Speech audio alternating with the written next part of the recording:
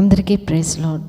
ఈ యొక్క సాయంకాల సమయంలో యవనస్తుల కూడిక కొరకు అందరినీ ప్రేమపూర్వకంగా ఆహ్వానిస్తున్నాం. ప్రార్థన చేసుకుందాం. దయగల మా తండ్రి, ఈ సాయంకాల సమయంలో మీ సన్నిధిలో చేరే విధంగా ప్రభా మొరపెట్టుకోవడానికి మాకు ఇచ్చిన కృప కొరకు మీకు వందనములు. మేము గడిపే సమయం దీవెనకరంగా ఆశీర్వాదకరంగా ఉంచండి. దేవ, ప్రతి అంధకార శక్తులు, చీకటి శక్తుల వాటి ప్రభావం నుండి విడిపించండి. మా చుట్టూ మీ కంచి కావాలంచండి. మమ్మల్ని మీ ఆత్మతో నింపండి. పరిశుద్ధ ఆత్మశక్తి అభిషేకం మాకు దయచేయండి. మీరు సిద్ధపరిచిన పాటలు, వాక్కులు, ప్రార్థనలు మాకు అనుగ్రహించమని, సాతాను దాని క్రియలను లయపరచమని, మీ కుమార్తెను మీ ఆత్మతో నింపుమని యేసు నామమున ప్రార్థించి వేడుకొంచున్నాం తండ్రి, ఆమేన్. కీర్తన పాడుకుందామండి. ఆంధ్ర క్రైస్తవ కీర్తనలో 713వ పాట, బాసిల్లెను సిలువలో పాపక్షమ. ఆంధ్ర క్రైస్తవ కీర్తనలో 713వ పాట, బాసిల్లెను సిలువలో పాపక్షమ.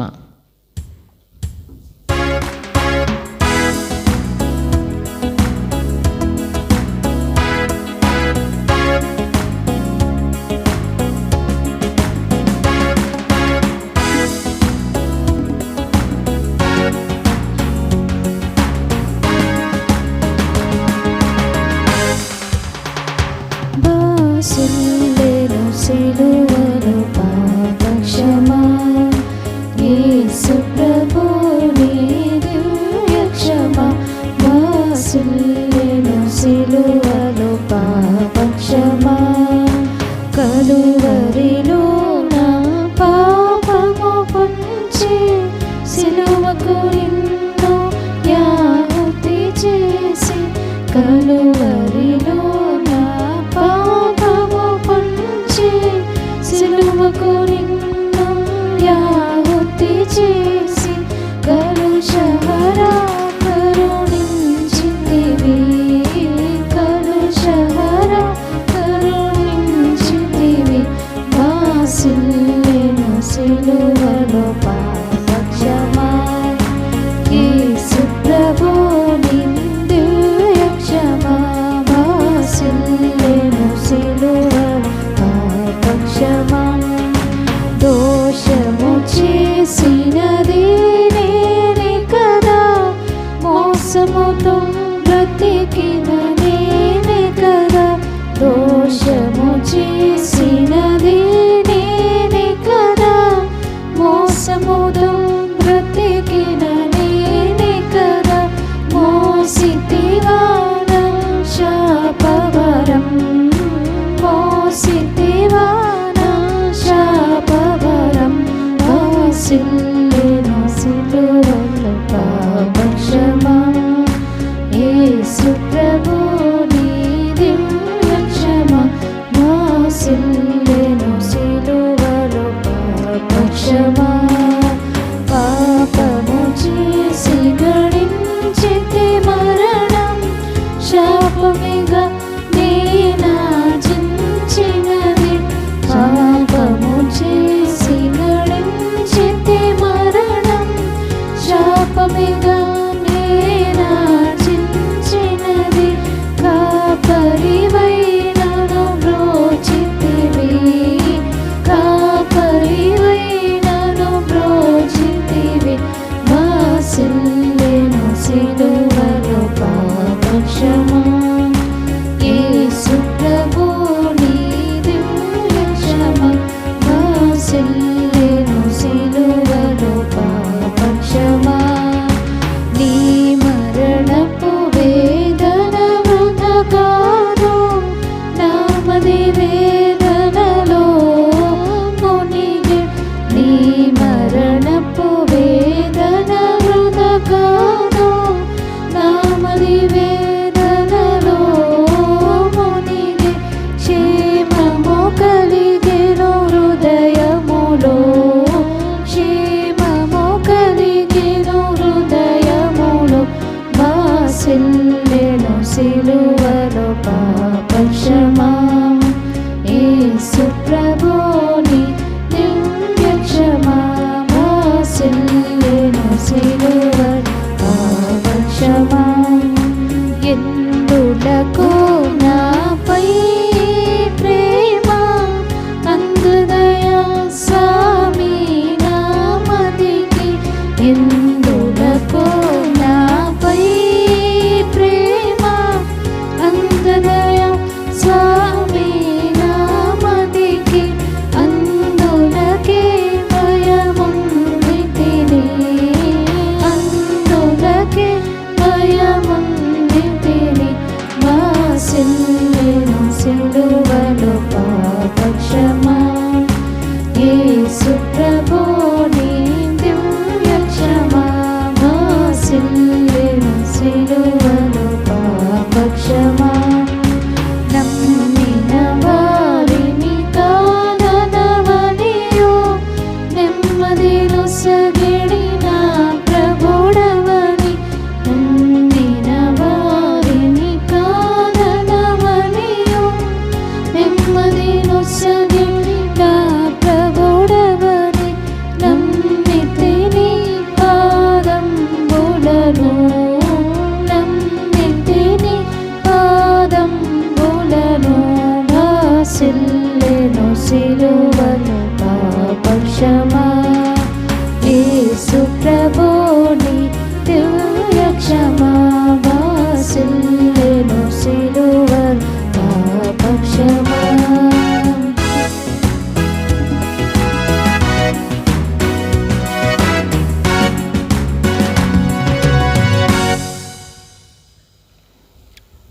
ఆంధ్రక్రైస్తవ కీర్తనలోండి మరి ఒక పాట నడిపించు నానవా అనే పాట పాడుకుందాం అండి.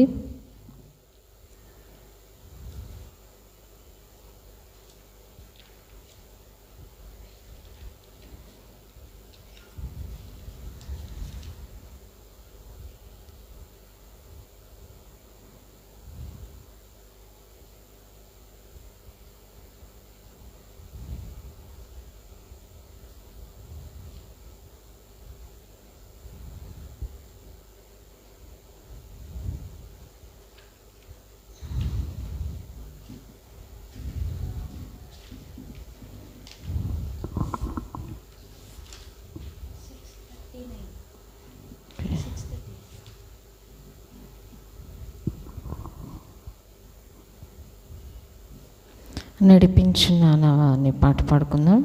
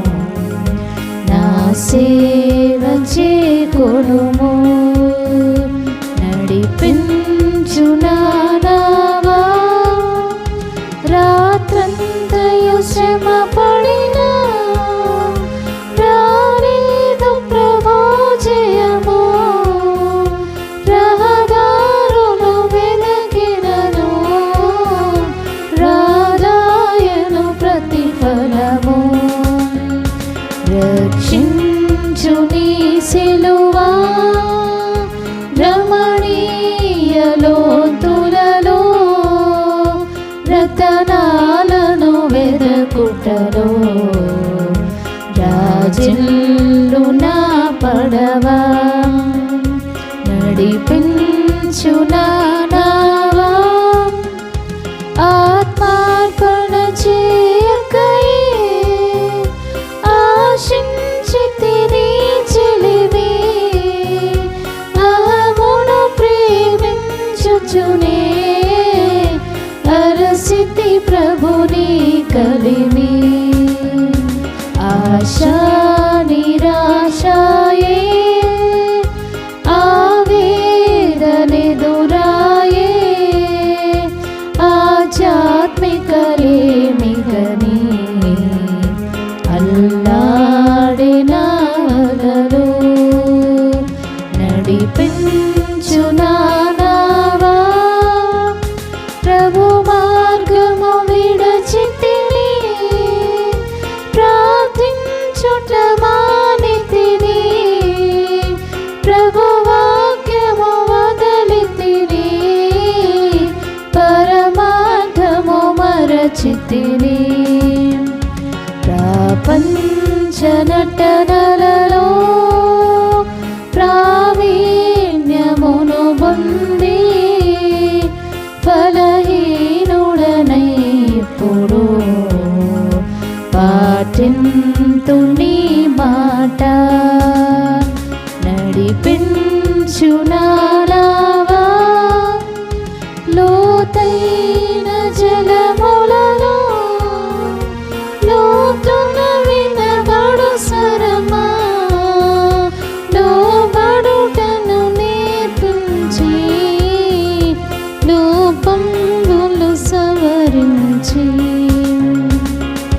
లోనున్న ఈవలలో లోతైన నా బ్రతుకు లోపించని అర్పణగా లోకేశ జయమయా నడిపించు నా నావా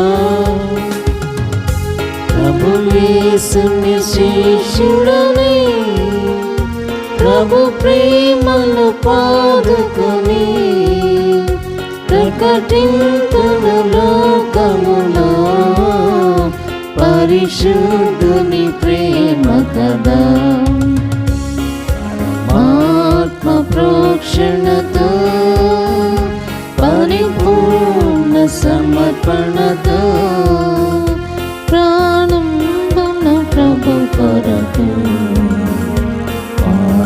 ప్రాణార్పణము చేతు నడిపించు నా నావా నడి సంద్రమున దేవా నవ జీవన మార్గమున నా జన్మ తరింప నడిపించు నా నావా.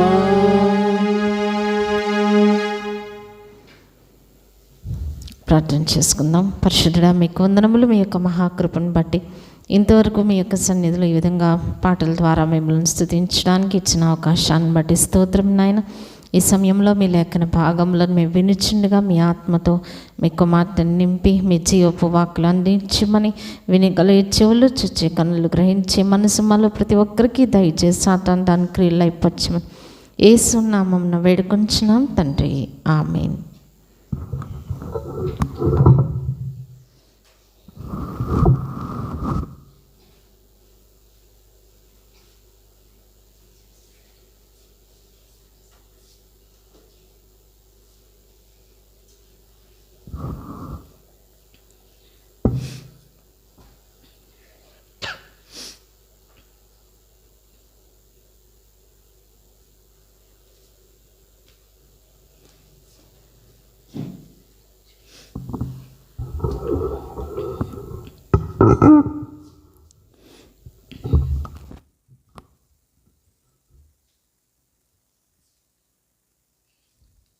అందరికీ ప్రైజ్ లార్డ్. అందరికీ ప్రైజ్ లార్డ్. వాక్యంలోనికి వెళ్ళక మునుపు చిన్న ప్రార్థన చేసుకుందాం. మహాపరిశుద్ధుడైన మా తండ్రి, ఇంతవరకు పాటలతో మిమ్మల్ని స్తుతించే కృపనిచ్చారు, మీకు వందనాలు. ఈ సమయంలో దేవా నా కొరకు ప్రతి ఒక్కరి కొరకు మీరు సిద్ధపరిచినటువంటి వాక్కులను మీరే దయచేయమని ప్రార్థిస్తున్నాను. దేవా ఏ విషయాల్లో మేము తప్పిపోతున్నామో ప్రభా, ఏ విషయాల్లో ప్రభా నాయన తండ్రి మేము నైనా లోకంకు బానిసలుగా ఉండి నాయన తండ్రి ప్రభా మరి మీ వైపు తిరగలేని స్థితి మాలో ఉన్నదో ఈ దినం దాన్ని సరి చేసుకుంటూ కృప దయచేయండి దేవా. మరి యవన కాలం నా కాడి మోయట నరునికి మేలని మీరు సెలవిచ్చారు. ఈ దినము నాయన ఏ విషయాల్లో నాయన మీ కాడిని ఎత్తుకొని వారముగా ఉన్నామో ప్రభా, ఆ విషయాల్లో మీకు విధేయులమవుటకు నాకు ప్రతి ఒక్కరికి మీ కృపలను దయచేయండి దేవా. మాకున్న యవన బలమును శక్తిని మీ కొరకు వినియోగించట్లో నాకు ప్రతి ఒక్కరికి మీ కృపలను దయచేయండి. ఈ సమయంలో నాయన మీరు సిద్ధపరిచిన వాక్కులను అందించమని, నన్ను మీ సిలువ చాటును మరుగుపరచమని యేసు నామమున వేడుకొంచున్నాం తండ్రి, ఆమేన్. ఈ దినం టైటిల్ చాలామందికి తెలిసే ఉంటుంది. యూత్ మీటింగ్కి ఉన్న టైటిల్ బీ నెగిటివ్ అని మనం చెప్పుకున్నాము. జనరల్గా ఈ లోకంలో ప్రతి ఒక్కరూ ఏం చెప్తూ ఉంటారంటే, తరచుగా మనకి వినే మాట ఏంటి అని అంటే బీ పాజిటివ్ అంటారు, లేకపోతే స్టే పాజిటివ్ అంటారు. పాజిటివ్ థింకింగ్ గురించి ఎక్కువ చెప్తూ ఉంటారు. ఎందుకంటే మనం ఒక ఫెయిల్యూర్ గుండా వెళ్ళాము అని అంటే దాని నుంచి మనం కృంగిపోకుండా మనల్ని మనం ఎలాగ మనం రివైవ్ చేసుకుంటామంటే స్టే పాజిటివ్ అని మనం అనుకుంటూ ఉంటాం. లేకపోతే మన తోటి వారికి కూడా చెప్పే మాట అదే, బీ పాజిటివ్ అని మనం చెప్తూ ఉంటాం. కానీ ఎవరైనా సరే బీ నెగిటివ్ అని చెప్పడం మనం వింటామా? అసలు ఎప్పుడూ మనం అలా వినం.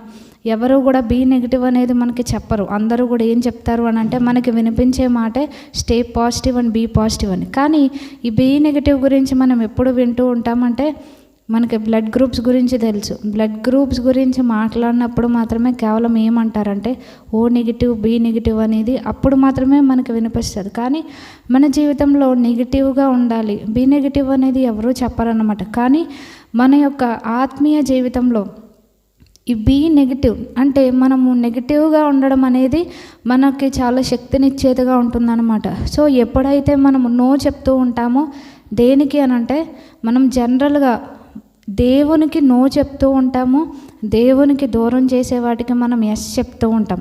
అది మన మైండ్ సెట్ అన్నమాట. సో దాన్ని మనం మార్చుకోవాలి. మనము ప్రతిదానికి కూడా ఎస్ చెప్తూ ఉంటాం, కానీ సండే చర్చ్కి వస్తారా అంటే నో అంటాం, బైబిల్ చదువుతారా అంటే నో అంటాం, ప్రార్థన అంటే నో అంటాం, ఫాస్టింగ్ అంటే నో అంటాం. అంటే దేవునికి సంబంధించిన దేవునికి రిలేటెడ్ విషయాలన్నిటిలోనూ కూడా మనము నో చెప్తూ ఉంటాం. కానీ దేవునికి దూరం చేసే ఏ ఫన్ కోసమైనా, ఏ ఎంటర్టైన్మెంట్ కోసమన్నా, ఏ ఫ్రెండ్ కోసమైనా మనం ఏం చెప్తాము? ఎస్ చెప్తూ ఉంటాం అనమాట. సో ఈ దినాన దేవుడు మనల్ని ఏం కోరుకుంటున్నారు అంటే ఏదైతే ఆయనకి దూరం చేసేదిగా ఉంటుందో ఆ విషయాల్లో మనం నో చెప్పేవారుగా ఉండాలి అనేది దేవుడు మన నుంచి కోరుకుంటున్నారనమాట.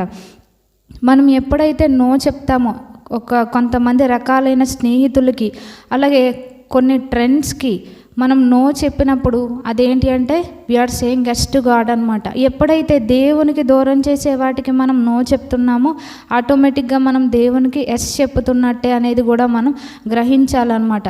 ఎందుకు అనంటే ఈ యొక్క లోకంలో మనం చెప్పుకున్నాం, ప్రతి ఒక్కరు కూడా ఏమంటారు, అందరూ చేస్తున్నారు కదా, తప్పులేదు, ఒకసారి ట్రై చేయడంలో తప్పులేదు, పాజిటివ్గా ఉండాలి, అంత రిలీజియస్గా ఉండకూడదు, దేవుడేం శిక్షించడు అని అంటారు. కానీ మనం ఎప్పుడైతే నో అనే డెసిషన్ మనం తీసుకుని నిలబడతామో మనం దేవుని పక్షంగా నిలబడిన వారం అనేది దేవుడు మనకి తెలియపరుస్తున్నారనమాట. సో మనం ఏ విషయాలకి నో చెప్పాలి, ఏ విషయాలకి నో చెప్పకూడదు అనేది కూడా మనకి గ్రహింపు ఉండాలన్నమాట. ఫ్రెండ్స్ని కోల్పోతామేమో, ఇలాగ మనం సండే చర్చ్కి వెళ్తాము, ఇలా మీరు పెట్టిన ప్రోగ్రామ్కి మేము రాలేము అని అంటే ఫ్రెండ్స్ని కోల్పోతామేమో అని మనం ఏం చెప్తామంటే ఫ్రెండ్స్కి ఎస్ చెప్తూ ఉంటాం. కానీ అలా కాదు, కానీ మనం దేవుని కొరకు నిలబడాలి అనేది ఈ దినం మనం నేర్చుకోవాలన్నమాట.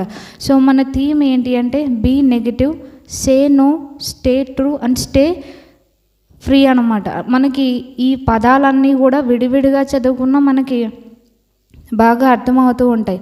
సో ఫ్రీడమ్ అంటే మనకి నచ్చింది చేయడం, ఏది అనుకుంటే అది చేయడం ట్రూ ఫ్రీడమ్ కాదనమాట. ఏదైతే మనలను బంధించే స్థితిలో ఉంచుద్దో, ఏదైతే దేవుడు మనకిచ్చిన ట్రూ ఫ్రీడమ్ని పోగొట్టేదిగా ఉంటుందో దానికి నో చెప్పడమే అసలైన ఫ్రీడమ్ అని మనం గుర్తెరగాలి. అంటే be negative is not about rejecting life అనమాట. అదేంటి అని అంటే it's about rejecting what steals our freedom in Christ. యేసుక్రీస్తు వారు మనకిచ్చిన స్వతంత్రాన్ని పోగొట్టే ప్రతిదాన్ని కూడా దాన్ని రిజెక్ట్ చేయడం, నో చెప్పడం అనేది అసలైన ఫ్రీడమ్ అని. సో మన యొక్క వాక్య భాగం ఏంటి అంటే 1 కొరింథీయులకు రాసిన పత్రిక 6వ అధ్యాయం. ఈ థీమ్ బేస్డ్ వాక్యం ఏంటి అంటే 1 కొరింథీ 6వ అధ్యాయము 12వ వచనంలో చూస్తే ఇక్కడ పౌలు గారు ఏం చెప్తున్నారంటే, అన్నిటి యందు నాకు స్వాతంత్రం కలదు కానీ అన్నీయూ చేయదగనవి కావు. అన్నిటి యందు నాకు స్వాతంత్రం కలదు కానీ నేను దేని చేతను లోపరుచుకొనబడనొల్లను అని అన్నారు. సో మనం జనరల్గా మనకి మేజర్ మైనర్ అని వింటూ ఉంటాం ఏజ్లో. అంటే మేజర్ అంటే ఏ డెసిషన్ అయినా తీసుకోవచ్చు, ఎవరు దానికి అడ్డు చెప్పకూడదు. సో అది మేజర్కున్న ఒక మేజర్ అడ్వాంటేజ్ అనమాట. మనకు కూడా ప్రభు వారు ఏం చేశారు అంటే అటువంటి ఫ్రీడమ్ అనేది ఇచ్చారు, డెసిషన్ మేకింగ్ ఫ్రీడమ్ ఇచ్చారు. So we can say yes or no అనమాట. సో ఆ విల్లింగ్నెస్ మనం దేనికి ఉపయోగించుకుంటున్నాం, దేనికి ఎస్ చెప్తున్నాం, దేనికి నో చెప్తున్నాం. పౌలు గారు ఏమంటున్నారు, అన్నిటి యందు నాకు స్వాతంత్రం కలదు కానీ అన్నీ చేయదగినవి కాదన్నారు. అంటే ఏదైనా చేసే స్వాతంత్రం ఈయనకు ఉందంట కానీ అన్నీ చేయదగినవి కావు అని అంటున్నారు అనమాట. అలాగే ఇంకేం చెప్తున్నారు, అన్నిటి యందు నాకు స్వాతంత్రం కలదు, నాకంత ఫ్రీడమ్ ఉంది కానీ నేను దేని చేతను లోపరుచుకొనబడనొల్లను. అంటే ఏది కూడా నా మీద రూల్ చేయడానికి, నా మీద మాస్టర్గా ఉండడానికి నేను ఒప్పుకోను అని అంటున్నారనమాట. అంటే కొన్ని పనులు మనం చేయడం ద్వారా మనం వాటికి మనము బానిసలుగా వెళ్ళిపోతూ ఉంటాం. అదే ఇక్కడ చెప్తున్నారు. అందుకని ఏమంటున్నారు, ఫ్రీడమ్ ఉంది కాబట్టి ఇష్టానుసారంగా నేను వాడను, ఏది కూడా దేవుడు తప్ప నన్ను ఎవరు రూల్ చేయడానికి నేను ఒప్పుకోను, కేవలం దేవునికి మాత్రమే నేను లోపడతాను అనేది ఇక్కడ పౌలు గారు చెప్తున్నట్టుగా చూస్తున్నాం. సో మనము ఎగ్జాంపుల్స్ చూసుకుంటే కనుక మనం చెప్పుకున్నాం నో చెప్పడం నేర్చుకోవాలి అనేది. ఏ విషయాలకి మనం బిబ్లికల్ ఎగ్జాంపుల్స్ చూసుకుంటే అసలు స్టార్టింగ్లో మనకి ఎర్లియస్ట్ ఎగ్జాంపుల్ ఎవరు అని అంటే నోవహు గారి గురించి మనకు అందరికీ తెలుసు. ఆదికాండము 6వ అధ్యాయంలో ఇక్కడ మనకి నోవహు గారు కనిపిస్తారు. ఈయన కూడా నో చెప్పినట్టుగా మనం చూస్తున్నాం. దేనికి నో చెప్పారు అని అంటే ఇక్కడ ఆదికాండము 6వ అధ్యాయంలో మనం చూస్తే 5వ వచనంలో ఎలా ఉంది అప్పుడు కండిషన్ అంతా, అంటే ఎగ్జాక్ట్గా ఇప్పుడు అదే కండిషను ఎలా ఉందనేది ఇక్కడ చెప్తున్నారనమాట. నరుల చెడుతనం భూమి మీద గొప్పదనియు వారి హృదయం యొక్క తలంపుల్లోని ఊహంతు ఎల్లప్పుడూ కేవలం చెడ్డదనియు యెహోవా చూచి. సో ఇక్కడ ఏం చూస్తున్నారు, దేవుడు మన చెడుతనం ఎంత గొప్పగా ఉందో, అంటే ఎంత భయంకరంగా ఉందో, మన తలంపులు మన ఊహలు ఎంత చెడుగా ఉంటున్నాయో ఇక్కడ దేవుడు చూసి ఇక్కడ బాధపడుతున్నారనమాట. సో అటువంటి కరప్టెడ్ టైంలో, ఈవిల్ జనరేషన్లో ఇక్కడ ఒక వ్యక్తి స్పెషల్గా మనకు కనిపిస్తున్నారు. ఎవరు అని అంటే ఈ యొక్క 9వ వచనంలో చూస్తే నోవహు వంశావళిదే నోవహు నీతిపరును తన తరములో నిందారహితుడనై ఉండెను, నోవహు దేవునితో కూడా నడిచినవాడు. సో ఈయనున్న తరము ఎలా ఉందంటే ఇట్స్ అన్ ఈవిల్ జనరేషన్. అటువంటి ఈవిల్ జనరేషన్లో ఈయన ఏ విధంగా ఉన్నారంటే నిందారహితంగా, బ్లేమ్లెస్గా, అంటే దేవుడు ఏ విధంగా కూడా తన మీద అంటే ఆయన్ని పాయింట్అవుట్ చేసే విధంగా, బ్లేమ్ చేసే విధంగా కూడా ఎక్కడ నోవహు గారు అవకాశం ఇవ్వలేదండి. అంటే చుట్టూ ఉన్న ప్రజలంతానేమో ఆ ఈవిల్ ప్రాక్టీసెస్లోను, ఆ కరప్షన్లోను, వైలెన్స్లోను మునిగిపోయి వాళ్ళు ఉంటే నోవహు గారు ఎలా ఉన్నారంటే నిందారహితంగా ఉన్నారు.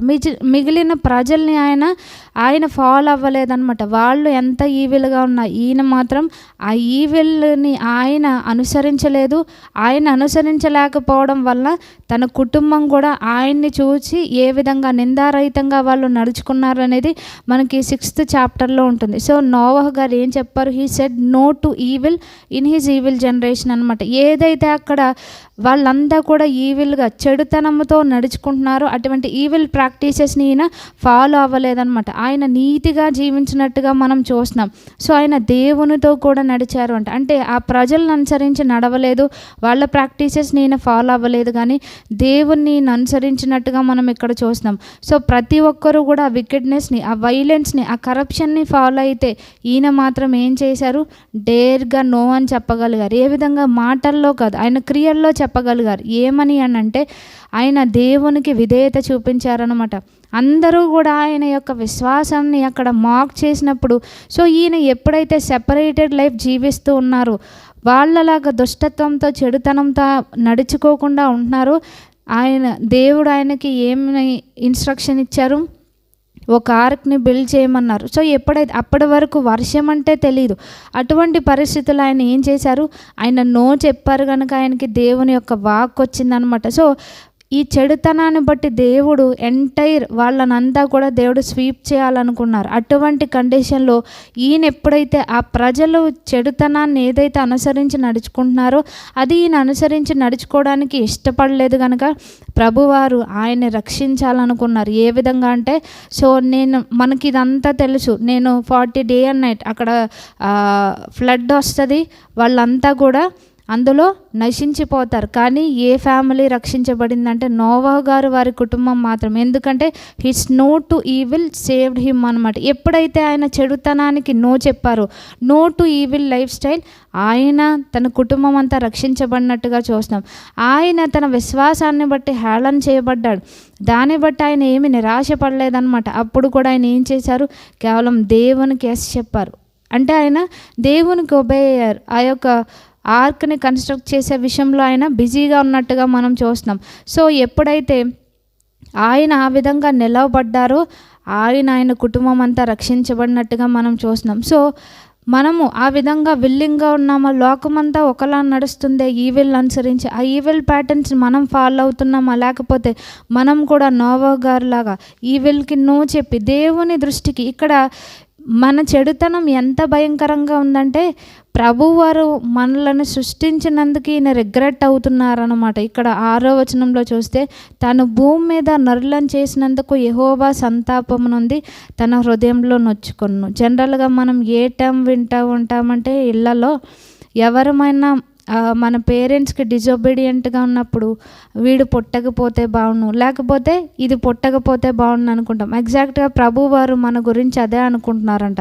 ఎందుకంటే మన చెడుతనము, మన ఊహలు అంతా ఎలా ఉన్నాయంటే ఆయనకి నచ్చట్లేదన్నమాట. ఆయన్ని బాధపరిచేదిగా ఉన్నాయి, ఆయన హృదయాన్ని బ్రేక్ చేసేదిగా ఉంది.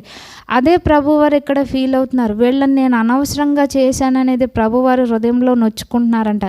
కానీ ఇటువంటి పరిస్థితుల్లో ప్రభువారి యొక్క హృదయాన్ని ప్లీజ్ చేసింది ఎవరు అంటే నోవహు గారు అనమాట. అన్ని లక్షల మంది ప్రజల్లో ఒక వ్యక్తి, ఆయన కుటుంబం అంతా దేవుని పక్షంగా నిలబడింది. ఎంతోమంది అక్కడున్న ప్రజలంతా కూడా చెడుతనాన్ని అనుసరించి నడుచుకుంటున్నారు. కానీ అది కాదు, నేను దేవుని మార్గం అనుసరించి నడిచిన నోవహు గారు, ఆయన కుటుంబము ఇక్కడ వాళ్ళు సేవ్ అయినట్టుగా చూస్తున్నాం. సో మనకు అలా నిలవబడే శక్తి మనకుందా? ఈ యొక్క ఈవిల్ జనరేషన్లో దేవుని కొరకు మనము నిందారహితంగా నోవహు గారి వలె మనం నీతిగా నిలబడగలమా? వాళ్ళు ఏదైతే ప్రాక్టీస్ చేస్తున్నారో వాటికి నో చెప్పే ధైర్యం మనకుందా? మనము కూడా మెజారిటీని ఫాలో అవుతున్నామా? లేకపోతే మనం పిలిచిన మాస్టర్ని, మన ప్రభు అయిన యేసుక్రీస్తు వారిని మనం ఫాలో అవుతున్నామా? చుట్టూ ప్రజలంతా అదే ఫాలో అవుతున్నారు కాబట్టి నేను అదే ఫాలో అవుతున్నానంటే వాళ్ళకి మనకి తేడా ఉండదు. అప్పుడు ప్రభు వారు నొచ్చుకునే వారిలో, ఆయన్ని నొప్పింపచేసే వారిలో మనము కూడా ఉంటాం. కానీ నోవహు గారు ప్రభువారుని నొప్పించిన కండిషన్లో ఆయన లేరు. సో ఆయన ప్రభువారికి కొంతైనా హ్యాపీనెస్ అక్కడ ఎందుకు అనంటే, కేవలం నోవహు గారు నీతిగా నిందారహితంగా దేవునితో కూడా నడుస్తూ ఉన్నట్టుగా మనం చూస్తున్నాం. సో ఏదైతే ఈ లోకము సిన్ని నార్మలైజ్డ్గా చూపిస్తూ ఉంటుందో దాన్ని మనం కాదని, క్రౌడ్ని మనం కాదని, మనము కూడా దేవునితో నడిచే అటువంటి స్థితి మనలో ఉండాలని కోరుకుంటున్నారనమాట. సో అక్కడ ఈయన ఎందుకు ఆర్కను కడుతున్నారు అనేది మిగిలిన వాళ్ళు ఎవరికి అర్థం కాదు. కానీ అక్కడ దేవుడు ఏదైతే చెప్పారో అది ఈయన చేస్తున్నారు. వర్షం అంటే నోవహు గారికి కూడా తెలియదు. కానీ ఆయన ఏం చేశారు? He said yes to God అనమాట. ఆయన దేవునికి ఒబీడియన్స్ చూపించారు. సో దాన్ని కన్స్ట్రక్ట్ చేయడానికి ఆయన ఇష్టపడ్డారనమాట.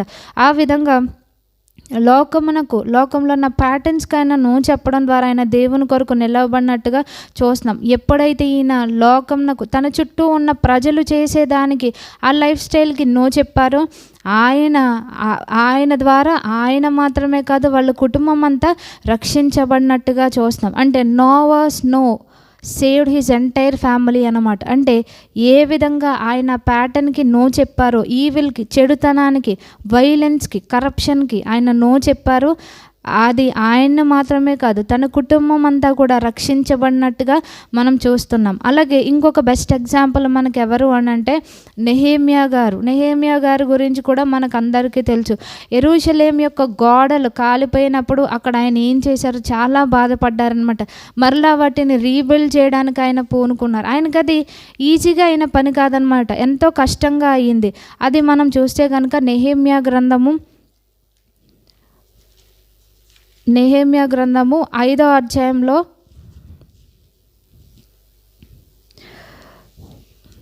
సో ఇక్కడ 4వ అధ్యాయంలో చూస్తే ఈయనకి ఎంత వ్యతిరేకత ఎదురైంది ఇక్కడ మనకి తెలుస్తుంది అనమాట. నెహెమ్యా గ్రంథము 4వ అధ్యాయంలో ఫస్ట్ నుంచి చూస్తే 3 verses చూసుకుంటే, మేము గోడ కట్టుచున్న సమాచారం విని సన్బల్లటు మిగుల కోపగించి రౌద్రుడై యూదులను ఎగతాళి చేసి, ఇక్కడ ఏం చేస్తున్నారు, మాక్ చేస్తూ ఉన్నారంట. వీళ్ళ పని వీళ్ళు చేసుకుంటా ఉంటే శత్రువు చేసిన పని ఏంటి, శత్రువుకు కోపం వచ్చిందనమాట. అంటే దేవుని పని జరిగించేటప్పుడు శత్రువు ఏ విధంగా ఉంటాడో మన విషయంలో కూడా రౌద్రుడుగా ఉంటాడు. అలాగే ఇక్కడ వీళ్ళని ఎగతాళి చేసినట్టుగా మనం చూస్తున్నాం. మన జీవితంలో కూడా అంతే. ఎప్పుడైనా మన ఫెయిత్ కొరకు, మన కన్విక్షన్స్ కొరకు మనం నిలబడినప్పుడు మనం కూడా ఇటువంటి మోకరిని ఎదుర్కొంటూ ఉంటాం. అంటే వీళ్ళు పరిశుద్ధులంట, చర్చ్కి వెళ్తారంట అని రకరకాలైన ఎగతాళి చేసే మాటలు మనం వింటూ ఉంటాం. మనల్ని సెపరేట్ చేస్తూ ఉంటారు, మన మీద ఈ విధంగా రౌద్రులు అవుతూ ఉంటారనమాట. సో ఇంకా ఏమని వీళ్ళని డిస్కరేజ్ చేస్తున్నారంటే 2వ వచనంలో, షోమ్రోను దండువారి ఎదుటను తన స్నేహితుల ఎదుటను ఇట్లనెను, దర్బల్లైన ఈ యూదులు ఏమి చేయుదురు, తమంతట తామే ఈ పని ముగింతురా, బల్లర్పించి బలపరుచుకుందురా, ఒక దినమందే ముగింతురా, కాల్చబడిన చెత్తను కుప్పలుగా పడిన రాళ్లను మరలా బలమైనవిగా చేదురా. అంటే వీళ్ళు కట్టేయగలరని అనుకుంటున్నారా, ఇది వీళ్ళ వలన అవుతుందా అని వీళ్ళు ఇంతగా వీళ్ళని డిస్కరేజ్ చేస్తున్నారనమాట. ఇంకా ఇక్కడ అన్న మాటలు ఏంటి అంటే 3rd verseలో, మరియు అమ్మోనీయుడైన టోబియా అతని యొద్దను ఉండి వారు కట్టిన దానికి పైగా ఒక నక్క ఎగిరినట్టయిన వారి రాతి గోడ పడిపోనన్ను. వీళ్ళ మానాన వీళ్ళు ఆ యెరూషలేము యొక్క గోడలను, కాల్చబడిన గోడలను బాగు చేసుకుంటూ ఉంటే, ఇక్కడ అమ్మోనీయుడైన టోబియా వీడు అన్నది ఏంటి అనంటే, వీళ్ళు గోడ కట్టుకుంటున్నారు కదా, ఒక్క నక్క ఎగిరితే చాలు వీళ్ళ గోడ పడిపోద్ది అని. అంటే మనల్ని కూడా ఏమంటారంటే, వీళ్ళు ఎంత విశ్వాసంతో ఉన్నారు కదా, ఒక్క శ్రమ వచ్చిందంటే చాలు, చిన్న శోధన వచ్చిందంటే వీళ్ళ విశ్వాసం అంటూ ఏదీ ఉండదు అనే రకరకాలైన డిస్కరేజ్మెంట్స్ మన జీవితంలో వస్తుంటాయి. ఒక ఎగ్జామ్ ఫెయిల్ అయిపోయామా, వీళ్ళ వల్ల కాదంటారనమాట. ఒక జాబ్ మనకి రాలేదా, వీళ్ళకి ఏమీ రావు అని అంటారనమాట. వీళ్ళ దేవుడు వీళ్ళకి చేయలేకపోతున్నారు అనే మాటలు, ఎగతాళి మాటలు మనకి వినిపిస్తూ ఉంటాయి. కానీ ఇటువంటి పరిస్థితుల్లో నెహెమ్యా గారు ఏం చేశారు అని అంటే, ఈయన పని ఆపలేదన్నమాట. అంటే ఆయన జీవితంలో దేవుని యొక్క ప్రణాళిక ఏంటి అని అంటే, ఈ యొక్క యెరూషలేము యొక్క పాడైన గోడలను బాగు చేసి ఆ పని కొరకు దేవుడు ఆయన్ని పిలుచుకున్నాడని ఆయన గుర్తించారనమాట. సో మన జీవితంలో కూడా దేవుడు మనల్ని ఎందుకు పిలుచుకున్నాడు, ఈ లోకంలో మనల్ని ఎందుకు ఉంచారు, అసలు మనకున్న పర్పస్ ఏంటి అనేది మనకి దేవుని దగ్గర మనం అడిగి తెలుసుకోవాలన్నమాట. మనకున్న ఇంట్రెస్ట్స్ని బట్టి కానీ, మనకున్న లేకపోతే రకరకాల ప్లాన్స్, ఆలోచనలను బట్టి మనం వెళ్ళటం కాదు, కానీ అసలు దేవునికి మన పట్ల ఉన్న ప్రణాళిక ఏంటి అనేది మనం దేవుని దగ్గర తెలుసుకోవాలి. సో నెహెమ్యా గారు ఇక్కడ ఏం చేశారు, ఈయనకి రకరకాల డిస్ట్రాక్షన్స్ ఎదురవుతూ ఉంటాయి. ఈయన ఏం చేశారు అని అంటే, ఇక్కడ నెహెమ్యా గ్రంథము 6వ అధ్యాయంలో చూస్తే, సో ఈయన బిజీగా ఉన్నారు. ఇక్కడ యెరూషలేము యొక్క గోడలను కట్టే పనిలో ఈయన బిజీగా ఉంటే, ఇక్కడ ఈయనకి ఎదురైన డిస్ట్రాక్షన్ ఏంటి అని అంటే మనము కూడా ఏం గుర్తించాలి అని అంటే, మనం ఎప్పుడైతే దేవునిలో మనం ముందుకు వెళ్తామో, దేవుని చిత్తం అనుసరించి మనం నడుచుకుంటూ ఉంటామో, శత్రువు అది అపవాదైనా కావచ్చు, మనుషులైనా కావచ్చు, సర్లే వీళ్ళు వినరు అని మనల్ని వదలరు. ఏం చేస్తారంటే మనల్ని ఏదో విధంగా దాని నుంచి తప్పించడానికి ప్రయత్నిస్తూ ఉంటారు. ఇక్కడ నెహెమ్యా గారి విషయంలో కూడా జరిగింది అదే. 6వ అధ్యాయంలో చూస్తే ఇక్కడ మనము ఇక్కడ క్లియర్గా రాయబడింది. నెహెమ్యా గ్రంథం 6వ అధ్యాయంలో ఏముందంటే, నేను ఇంకనూ గుమ్మములకు తలుపులు నిలుపక ముందుగా దానిలో బీటలు లేకుండా సంపూర్ణముగా గోడను కట్టి ఉండగా సన్బల్లటును టోబియాయును అరబీయుడైన గెషెమును మా శత్రువులలో మిగిలిన వారును విని, సన్బల్లటును గెషెమును నాకు ఏదో హాని చేయుటకు ఆలోచించి, ఓనో మైదానమందున్న గ్రామముల్లో ఒకదాని దగ్గర మనం కలుసుకుందాం రండని నా యొద్దకు వర్తమానం పంపిరి. సో ఎప్పుడైతే నెహెమ్యా గారు ఇక్కడ గోడ కట్టే పనిలో బిజీగా ఉన్నారు, ఈ శత్రువులైన సన్బల్లటు, టోబియా, గెషెము వీళ్ళు కలుసుకొని సో నెహెమ్యా గారికి హాని చేస్తే తప్ప ఈ పని ఆగదు. ఈ పని ముందుకెళ్లకుండా చేయాలి అంటే నెహెమ్యా గారిని అక్కడ ఆటంకపరచాలి. ఆయనకి ఏదో ఒక అపాయం కల్పిస్తే తప్ప ఈ పని ఆగదు అని వాళ్ళు గుర్తించి వాళ్ళు ఏం చేస్తారు, పలానా ప్లేస్ చెప్తారనమాట. ఓనో అనే వ్యాలీ దగ్గర మనం కలుసుకుందాం, మనం మీట్ అవుదామని ఆయన చెప్పారనమాట. కానీ ఇక్కడ నెహెమ్యా గారు ఏం చేశారు, పోన్లే ఒకసారి శత్రువుతో మాట్లాడితే వాళ్ళు ఏమన్నా కూల్ అవుతారేమో, మా పనికి ఆటంకంగా ఉండకుండా ఉంటారేమో అన్న మైండ్ సెట్ నెహెమ్యా గారిలో లేదనమాట. ఈయన యొక్క రెస్పాన్స్ ఏ విధంగా ఉందంటే, మనం చెప్పుకున్నాం ముందు నోవాస్ నో చెప్పుకున్నాం, నోవా గారు ఏ విధంగా నో చెప్పుకున్నారు. ఇక్కడ నెహెమ్యాస్ నో ఇప్పుడు చెప్పుకున్నాం, ఈయన ఏ విధంగా నో చెప్పారనేది. 3rd verseలో ఏముందంటే, అందుకు నేను చేయు పని గొప్పది, దాన్ని విడిచి మీ వద్దకు వచ్చుటకై నేను దాన్ని ఎందుకు ఆపవలను, నేను రాలేనని చెప్పుటకు దూతలను పంపితిని. సో నేను చేసేది చాలా గొప్ప పని, అంటే దేవుడు మనకు అప్పగించిన పని కంటే ఏది గొప్ప పని కాదు. అది ఈయన నెహెమ్యా గారు గుర్తించారు. యాక్చువల్గా ఈ యొక్క నెహెమ్యా గారి యొక్క పని ఏంటి అంటే, రాజుగారి దగ్గర ఆయన ద్రాక్షారసం ఇచ్చేవాడుగా ఉన్నారు.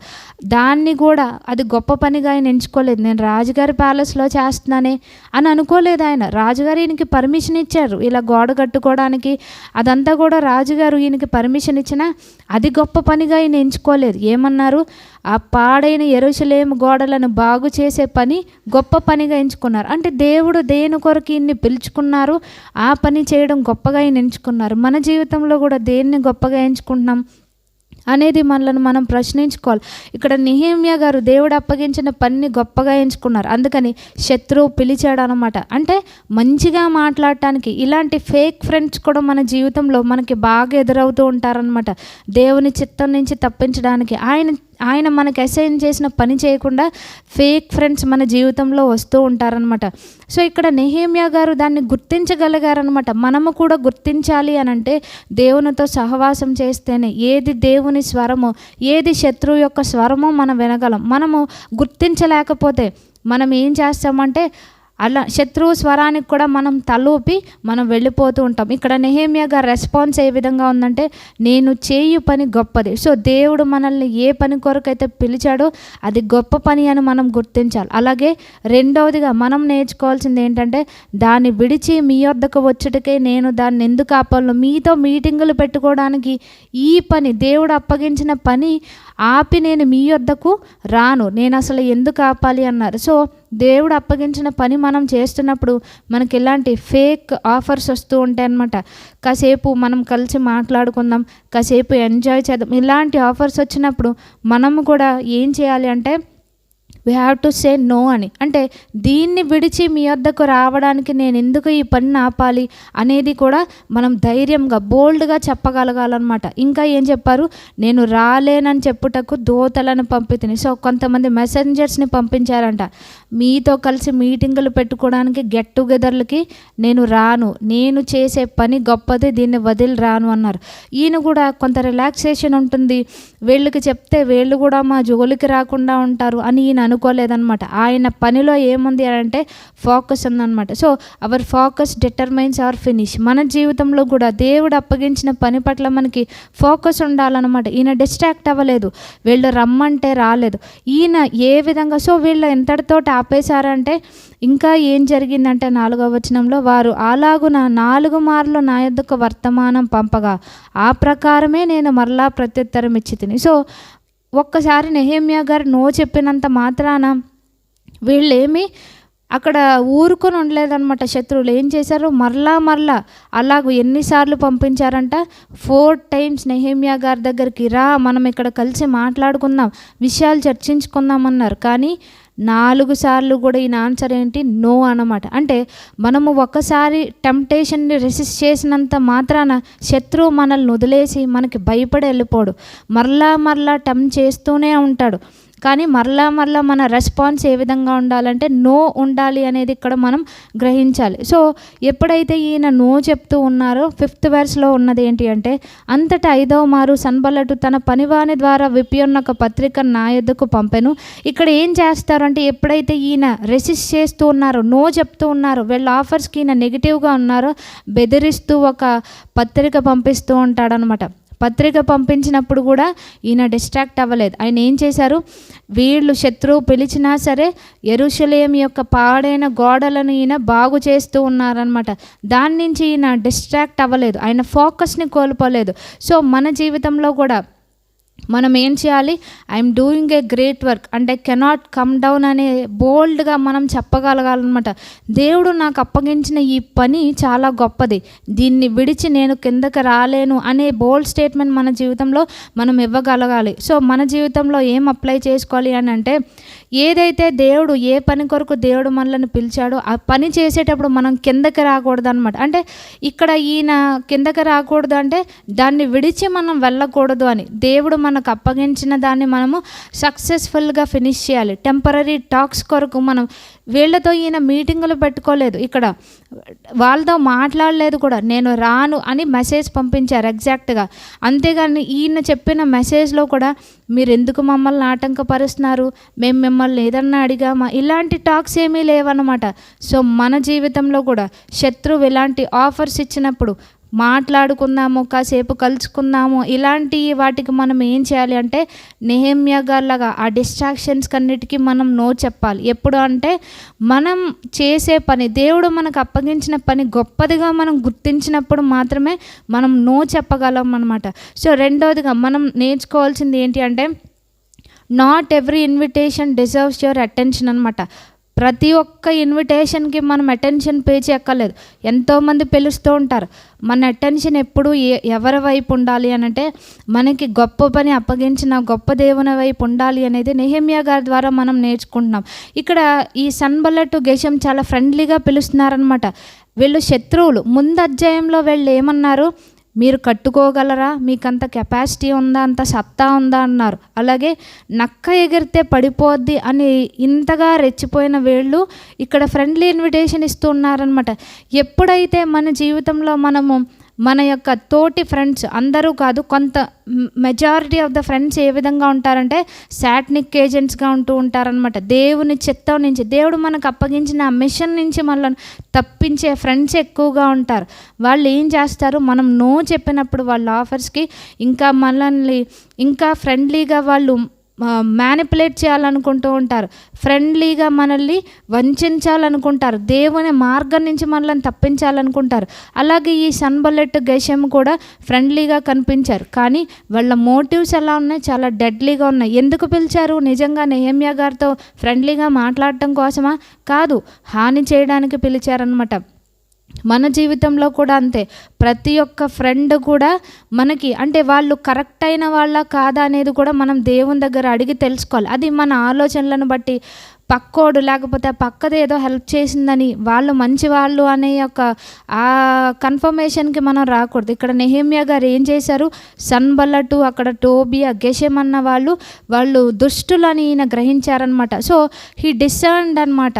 మనకు కూడా వివేచించే ఆ జ్ఞానం ఉండాలి. ఎవరిని పడితే వాళ్ళని మనం నమ్మకూడదు.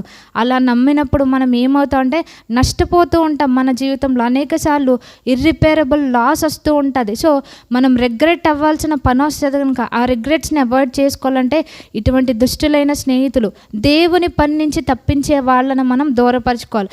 మనకి ఒక ఫ్రెండ్ గాడ్లీ ఫ్రెండా కాదా అనేది ఎలా మనకి తెలుస్తుంది అంటే, పలానా వ్యక్తితో మనం మనం వాళ్ళతో ఫ్రెండ్షిప్ చేస్తున్నప్పుడు దేవునితో మనకి రిలేషన్ పెరిగిందా తగ్గిందా? ఒకవేళ పెరిగింది అని అంటే అప్పుడు కూడా మనం ఏం చేయాలంటే దేవుని దగ్గర మనం విచారణ చేయాలి. దేవా, ఈమె లేకపోతే ఇతనితో నేను ఫ్రెండ్షిప్ చేయొచ్చా, ఇతను గాడ్లీయా కాదా అనేది, లేకపోతే గొర్రె చర్మం వేసుకున్న తోడేలా అనేది కూడా మనం గుర్తించాలి. ఇక్కడ నెహెమ్యా గారిలో డిసర్నింగ్ స్పిరిట్ ఉందన్నమాట. వరము మనందరికీ కూడా అవసరం. లేకపోతే దేవుడు మనకిచ్చిన యవన బలాన్ని, ఆ టాలెంట్స్ని, శక్తిని అంతా కూడా ఏం చేస్తుందంటే శత్రువు దొంగిలిస్తూ ఉంటుంది, మనల్ని డిస్ట్రాక్ట్ చేస్తూ ఉంటుంది, డెడ్లీ ఫ్రెండ్షిప్స్ ద్వారా మనల్ని నాశనం చేస్తూ ఉంటుంది అనమాట. ఇక్కడ నెహెమ్యా గారు కూడా గుర్తించింది అదే. వీళ్ళు దుష్టులు అని గుర్తించారు. ఫ్రెండ్లీ ఇన్విటేషన్ ఇచ్చినా ఆయన పని వదిలి వెళ్ళలేదన్నమాట. మన జీవితంలో కూడా ఏం చేయాలి అని అంటే, ఈయన ఆ యొక్క ఫ్రెండ్లీ ఇన్విటేషన్కి ఆయన వెళ్ళలేదు, ఆయన యొక్క వర్క్ని ఆయన ఆపలేదన్నమాట. సో మనము కూడా ఇటువంటి అవకాశాలు డెడ్లీ ఫ్రెండ్స్ ద్వారా వస్తూ ఉంటాయన్నమాట. అంటే డిస్గైజ్ చేసుకొని మారు వేషంలో మంచివారిగా నటిస్తూ ఉంటారనమాట.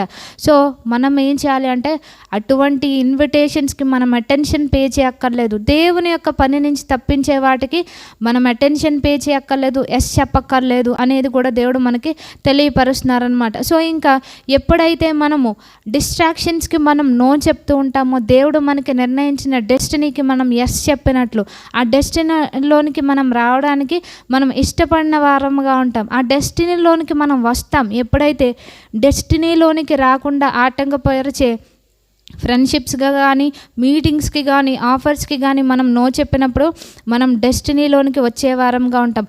సో నెహెమ్యా గారు దాన్ని ఎంటర్టైన్ చేసి ఉంటే కనుక ఎప్పటికీ ఆ వాల్స్ అలాగా విరిగిపోయిన స్థితిలో, అంటే దేవుడు వేరే ఒకళ్ళని ఖచ్చితంగా ఏర్పరచుకుంటాడు, కానీ ఈయనకి దేవుడు ఆ పని అప్పగించారనమాట. సో మనం చెయ్యకపోతే దేవునికి అక్కడ పని ఆగిపోదు, అక్కడ దేవుడు ఖచ్చితంగా ఇంకొకరి ద్వారా పని జరిగిస్తూ ఉంటారు. కానీ మనం ఆ గొప్ప కాలింగ్ని కోల్పోయే వాళ్ళంగా ఉంటాం. సో ఈయన అక్కడికి వెళ్ళలేదనమాట. బ్రోకెన్ వాల్స్ మీద, పాడైపోయిన గోడల మీద ఆయన దృష్టి పెట్టారనమాట. మన జీవితంలో కూడా ఎక్కడ బ్రోకెన్ వాల్స్ ఉంటున్నాయి, ఎక్కడ బేటలు ఉంటున్నాయి, దాన్ని రిపేర్ చేసుకోవడంలో మనం మునిగిపోయి ఉండాలన్నమాట. దేవునికి మనకి మధ్య ఎక్కడ గ్యాప్ వస్తుంది, దేవుడు మనకు అప్పగించిన పనిలో ఎక్కడ మనం ఫెయిల్ అవుతున్నాం, ఎక్కడ పని ఆప్ చేస్తున్నాం, ఏ ఫ్రెండ్షిప్స్ కొరకు, ఏ ఆఫర్స్ కొరకు, ఏ డెడ్లీ ఇన్విటేషన్స్ కొరకు మనం దాన్ని వదిలేస్తున్నామో దాన్ని మనం గుర్తించాలి అని ఇక్కడ చెప్తున్నారనమాట. ఎప్పుడైతే ఈయన నో చెప్పారో, his no completed the mission God gave him. ఎప్పుడైతే ఈయన నో చెప్పారో, దేవుడు అప్పగించిన పని, ఈ పాడైన గోడలన్నిటినీ కూడా ఈయన బాగు చేయగలిగినట్టుగా మనం చూస్తున్నాం. సో దేవుడు మనకి తెలియపరిచేది ఏంటంటే స్టే మిషన్ మైండెడ్ అనమాట. అంటే దేవుడు మనకు అప్పగించిన ఆ యొక్క పని మీద మనం ఆ మైండెడ్గా ఉండాలి అనేది ప్రభు వారు చెప్తున్నారు. వరల్డ్లీ మైండెడ్గా ఉండకూడదు, కార్నల్ మైండెడ్గా ఉండకూడదు, అలాగే ఫ్రెండ్స్కి మనం ఇది చేసేవారుగా ఉండకూడదు, కానీ దేవునికి ఫస్ట్ ప్రయారిటీ, ఆయన అప్పగించిన పని దాని మీద మనం ఫోకస్డ్గా ఉండాలి అనేది ఇక్కడ చెప్తున్నారు. So don't trade your purpose for people's approval అనమాట. అంటే దేవుడు మనకి ఏదైతే పన్ను అప్పగించారో ప్రజలు మనల్ని మెచ్చుకోవాలని దాని కొరకు మనం ట్రేడ్ చేసేవారుగా ఉండకూడదు అనమాట. అలా మనకి దీనికి బెస్ట్ ఎగ్జాంపుల్ ఎవరు అంటే ఏశావు అనమాట. ఏశావు గురించి రాయబడిన వచనం హెబ్రీయులకు రాసిన పత్రికలో, మనోడికి ఆకలేస్తుంది, ఆకలేసినప్పుడు ఒక్క పూట తినకపోతే తను ఏం చచ్చిపోడు, కానీ ఏమంటాడు, ఈ జ్యేష్ఠత్వాన్ని నేను ఏం చేసుకుంటాను, నేను చచ్చిపోయేలాగా ఉన్నాను, నాకు ముందు ఆహారం పెట్టాను అంటాడు అనమాట. అంటే నాకు జ్యేష్ఠత్వం హక్కు కంటే నా కడుపు నింపుకోవడం ముఖ్యం అనుకుంటాడు. టెంపరీ రిలీఫ్ కొరకు దేవుడిచ్చిన ఎటర్నల్ది తనంతటి తను రిజెక్ట్ చేస్తాడనమాట. యాకోబు గారు జ్యేష్ఠత్వపు హక్కు గొప్పదని ఆయన గుర్తించాడు, కానీ తన అన్నకు అటువంటి గ్రహింపు లేదనమాట. తను ఏం చేశాడు, అందుకని తన గురించి రాయబడిన వచనం ఏంటి అంటే, ఒక పూట కూటి కొరకు తన జ్యేష్ఠత్వపు హక్కును అమ్మివేసిన ఏశావు వంటి భ్రష్టుడైనను వ్యభిచారి అయినను మీలో ఉండునేమో చూచుకోండి అని అన్నారు. అంటే దేవుడిచ్చిన నిత్యమైన వాటి కొరకు, టెంపరీ ప్లెజర్స్ కొరకు, టెంపరీ కంఫర్ట్స్ కొరకు మనం ట్రేడ్ చేయకూడదు. నెహెమ్యా గారు చేసింది అదే. ఆ గోడ కట్టడం కష్టమే, కానీ దేవుడు అప్పగించిన పని చేయడమే ఆయన గొప్పది అనుకున్నారనమాట. మన జీవితంలో దేవుడు కూడా మనకి అనేకమైన టాలెంట్స్ని, దేవుడు మనకి ఆ యొక్క శక్తి సామర్థ్యాలను ప్రభువారు మనకి ఇచ్చారు. ఎందుకు అనంటే ఆయన పని చేయడం కోసం. మనం ఏం చేయాలి అంటే ఆయన పని కొరకు మనం కష్టపడే వారిగా ఉండాలనేది దేవుడు మనకి తెలియపరుస్తున్నారనమాట. డిస్ట్రాక్షన్స్కి మనం వెళ్ళకుండా, మన యొక్క మిషన్ నుంచి తప్పించే డెడ్లీ ఫ్రెండ్షిప్స్కి మనం వెళ్ళకూడదని చెప్తున్నారు. ప్రజల అప్రూవల్ కొరకు మనం బ్రతికేవారుగా ఉండకూడదని. సో ఇంకొకటి ఏంటి అని అంటే, దీని నుంచి మనం నేర్చుకోవాల్సింది, distraction often comes dressed as important అనమాట. అంటే ఈ యొక్క డిస్ట్రాక్షన్స్ కూడా మనకి ఎలా వస్తాయంటే, ఇది చాలా ఇంపార్టెంట్ పని మనం చేయవలసింది. ఈ ఫ్రెండ్ని నేను కలుసుకోవాలి, వాళ్ళతో నేను మాట్లాడాలి, లేకపోతే అది కుదరదు, చాలా ముఖ్యమైనది అన్నట్టుగా మనకి డిస్ట్రాక్షన్ వస్తూ ఉంటుంది అనమాట. ఎందుకంటే డిస్ట్రాక్షన్ని అంత చక్కగా ఎనిమి సెట్ చేయకపోతే మనం దానికి లొంగమన్నమాట. సో మన జీవితంలో ఏవి ప్రాముఖ్యమైనవి, ఏవి వ్యర్థమైనవి అనేవి కూడా మనం గుర్తించేవారిగా ఉండాలి. సో ఇక్కడ శత్రువు యొక్క ఇన్విటేషను ఎలా పిలిచారు, నువ్వు వస్తావా లేకపోతే నీ అంతు చూస్తావా అని అనలేదు వీళ్ళు. ఏం చెప్పారు, చాలా ఫ్రెండ్లీగా చెప్పారు. ఏమన్నారు, మనం కలుసుకున్నాం పలానా వ్యాలీలో, మనం మాట్లాడుకుందామని చాలా పొలైట్గా చెప్తున్నారనమాట. చాలా రెస్పెక్ట్ఫుల్ మేనర్లో చెప్తూ ఉన్నారు. కానీ ఈ రెస్పెక్ట్కి వీళ్ళిచ్చే ఈ ఫేక్ పొలైట్నెస్కి ఈయన లొంగిపోలేదనమాట. So enemies request seems polite and ఇక్కడ అర్జెన్సీ కూడా కనిపిస్తుంది అనమాట. మనం మాట్లాడుకోవాలి, ఖచ్చితంగా రా అని అన్నారు. కానీ ఆయన ఏం చేశారు, అది ఆ ట్రాప్ని గుర్తించారనమాట. వాళ్ళు ఇచ్చే ఆ పొలైట్నెస్కి, ఆ అర్జెన్సీకి బిహైండ్ ఒక ట్రాప్ ఉంది అని గుర్తించారు. మన జీవితంలో కూడా ఇలాంటి డిస్ట్రాక్షన్స్ వస్తూ ఉంటాయి. చాలా పొలైట్గా ఇది తప్పక చేయాలి అనే అర్జెన్సీతో కూడిన ఈ యొక్క సిన్ఫుల్ ట్రాప్స్ కానీ ఎనిమీస్ ట్రాప్స్ వచ్చినప్పుడు ఆ ట్రాప్ని మనం చూడాలి. కానీ ముందున్న ఆ పొలైట్నెస్ని, ఆ రెస్పెక్ట్ని, అర్జెన్సీని కాదు, బిహైండ్ ఏముందో ఆ ట్రాప్ని గుర్తించేవారుగా మనం ఉండాలన్నమాట. సో ఏది ప్రాముఖ్యమైనది అనేది మనం గుర్తించాలి. మన జీవితంలో దేవుని కంటే, దేవుడు అప్పగించిన పని కంటే ఏది కూడా ప్రాముఖ్యమైనది కాదు అనేది నెహెమ్యా గారి ద్వారా మనం నేర్చుకున్నాం. సో ఇంకా నెహెమ్యా గారి యొక్క నో ద్వారా నేర్చుకునేది ఏంటి అంటే, నెహెమ్యా గారు నో చెప్పడం ద్వారా ఆయన గోడను కట్టగలిగారు. ఆయన కాంప్రమైజ్ అయ్యి ఉంటే ఎప్పుడు అవి ఆ టైంలో అవి కట్టబడి ఉండేవి కాదు, కొంత డిలే అయ్యేది. సో మన జీవితంలో కూడా ఎప్పుడైతే మనం నో చెప్తూ ఉంటామో వి బిల్డ్ వాల్స్ అన్నమాట. అంటే మనం ఈ యొక్క శత్రువు యొక్క ట్రాప్లో పడకుండా మనం ప్రొటెక్షన్ వాళ్ళని మనం కట్టుకునే వారంగా ఉంటాం. ఆ పనిని మనం ఆపేసామంటే, కాంప్రమైజ్ అయ్యామనంటే శత్రువుకి అవకాశం వస్తూ ఉంటుంది. సో నెహెమ్యా గారు ఏ విధంగా స్టేబుల్గా ఉన్నారో మన జీవితంలో కూడా అదే విధంగా ఉండాలి. సో మన జీవితంలో స్పిరిచువల్ వాల్స్ బ్రేక్ అవ్వకుండా మనం ఏం చేయాలంటే, మన స్పిరిచువల్ వాల్స్ కట్టుకునేటప్పుడు వచ్చే ప్రతి డిస్ట్రాక్షన్ని కూడా మనం ఏం చేయాలంటే we have to say no అనేది ఇక్కడ ప్రభువారు మనకి చెప్తున్నారనమాట. సో ఇంకా నెహెమ్యా గారికి ఈ ఒక్క ఆఫర్తోనే ఈయనకి ఎక్కడ ఆగలేదు. ఇంకా జరిగింది ఏంటి అంటే, ఇదే నెహెమ్యా గ్రంథం 6వ అధ్యాయంలో చూస్తే ఇక్కడ ఈయన్ని ట్రాప్ చేయడానికి ఇంకొక వ్యక్తి కూడా ఇక్కడ శత్రువుతో చేయి కలుపుతూ ఉంటాడనమాట. ఇక్కడ 10-11 వచనాలు చూస్తే నెహెమ్యా గ్రంథం 6వ అధ్యాయం 10-11 వచనాల్లో, అటు తర్వాత నేను మెహతబేలునకు పుట్టిన దెలయా కుమారుడైన షమయా యొక్క ఇంటికి వచ్చి తిని, అతడు బయటకు రాకుండా నిర్బంధింపబడెను. అతడు రాత్రి కాలం ముందు నిన్ను చంపుటకు వారు వచ్చేదరు గనుక దేవుని మందిర గర్భాలయం లోపలికి మనం పోయి తలుపులు వేసుకుందాం రండని చెప్పగా, ఇక్కడ ఈయనకి దగ్గరగా ఉన్న ఒక వ్యక్తి కనిపిస్తున్నాడు, షమయా అనే వ్యక్తి అనమాట. ఈయన ఏం చెప్తున్నారు నెహెమ్యా గారికి, ఇక్కడ ఈయన చెప్పే విషయం మంచిదిగానే మనకు కనిపిస్తుంది. ఏమంటున్నారు, నువ్వు వీళ్ళ ఆఫర్ని కాదన్నావు, వీళ్ళు నేను చంపాలని ప్రయత్నిస్తున్నారు కనుక నువ్వు సేఫ్గా ఉండాలి, నీ ప్రాణాన్ని కాపాడుకోవాలంటే అక్కడ టెంపుల్లోనికి వెళ్ళిపోయి మనం లోపల టెంపుల్లో లాక్ చేసుకుని ఉందామన్నారు. సో ఈయన ప్రాణం కాపాడడానికే కదా మంచి విషయం చెప్పాడు, మనకు అనిపిస్తుంది ఇలాగ. కానీ ఇక్కడ నెహెమ్యా గారి రెస్పాన్స్ ఏ విధంగా ఉందో చూస్తే 11వ వచనంలో, నేను నా వంటి వాడు పారిపోవచ్చునా, ఇంతవాడనైనా నేను నా ప్రాణంను రక్షించుకుంటకైనను గర్భాలయంలో ప్రవేశింపవచ్చునా, నేను అందులో ప్రవేశింపనంటిని. ఇక్కడ కూడా ఈయన ఏం చెప్పారు, నో చెప్పినట్టుగా చూస్తున్నాం. అంటే నీ ప్రాణానికి ప్రమాదం ఉందరా బాబు, నువ్వు రా, మందిరంలోనికి వచ్చి నువ్వు లోపల సేఫ్గా ఉండన్నా సరే ఈయన నో చెప్పారనమాట. ఎందుకు నో చెప్పారు అని అంటే, నెక్స్ట్ కంటిన్యూషన్ 12th వెర్స్లో చూస్తే ఈయన నో చెప్పడానికి కారణం మనం చూస్తున్నాం.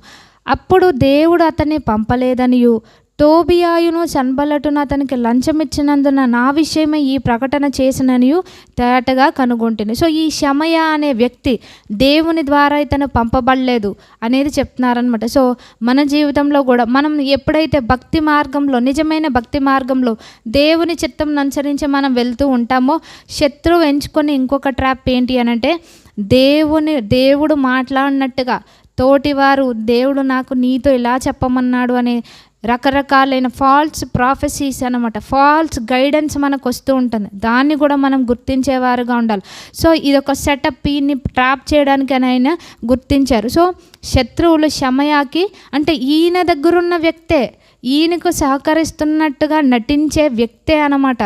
ఈయన అది గుర్తించారనమాట. సో మన జీవితంలో కూడా ఇటువంటివి కూడా శత్రువు ఏం చేస్తాడు అనంటే, మనల్ని భయపెట్టడానికి మన చుట్టూనున్న వారినే, మనకు దగ్గరగా ఉన్న వారినే, మనతో మాట్లాడే వారినే శత్రువు ఎంచుకుంటూ ఉంటాడనమాట. సో మందిరంలోనికి వెళ్ళొచ్చు కదా, ఎందుకు తప్ప అంటే ప్రీస్ట్ తప్ప ఎవ్వరూ ఎంటర్ అవ్వకూడదు. ఆ యొక్క లాని ఆయన బ్రేక్ చేసిన వారు అవుతారు.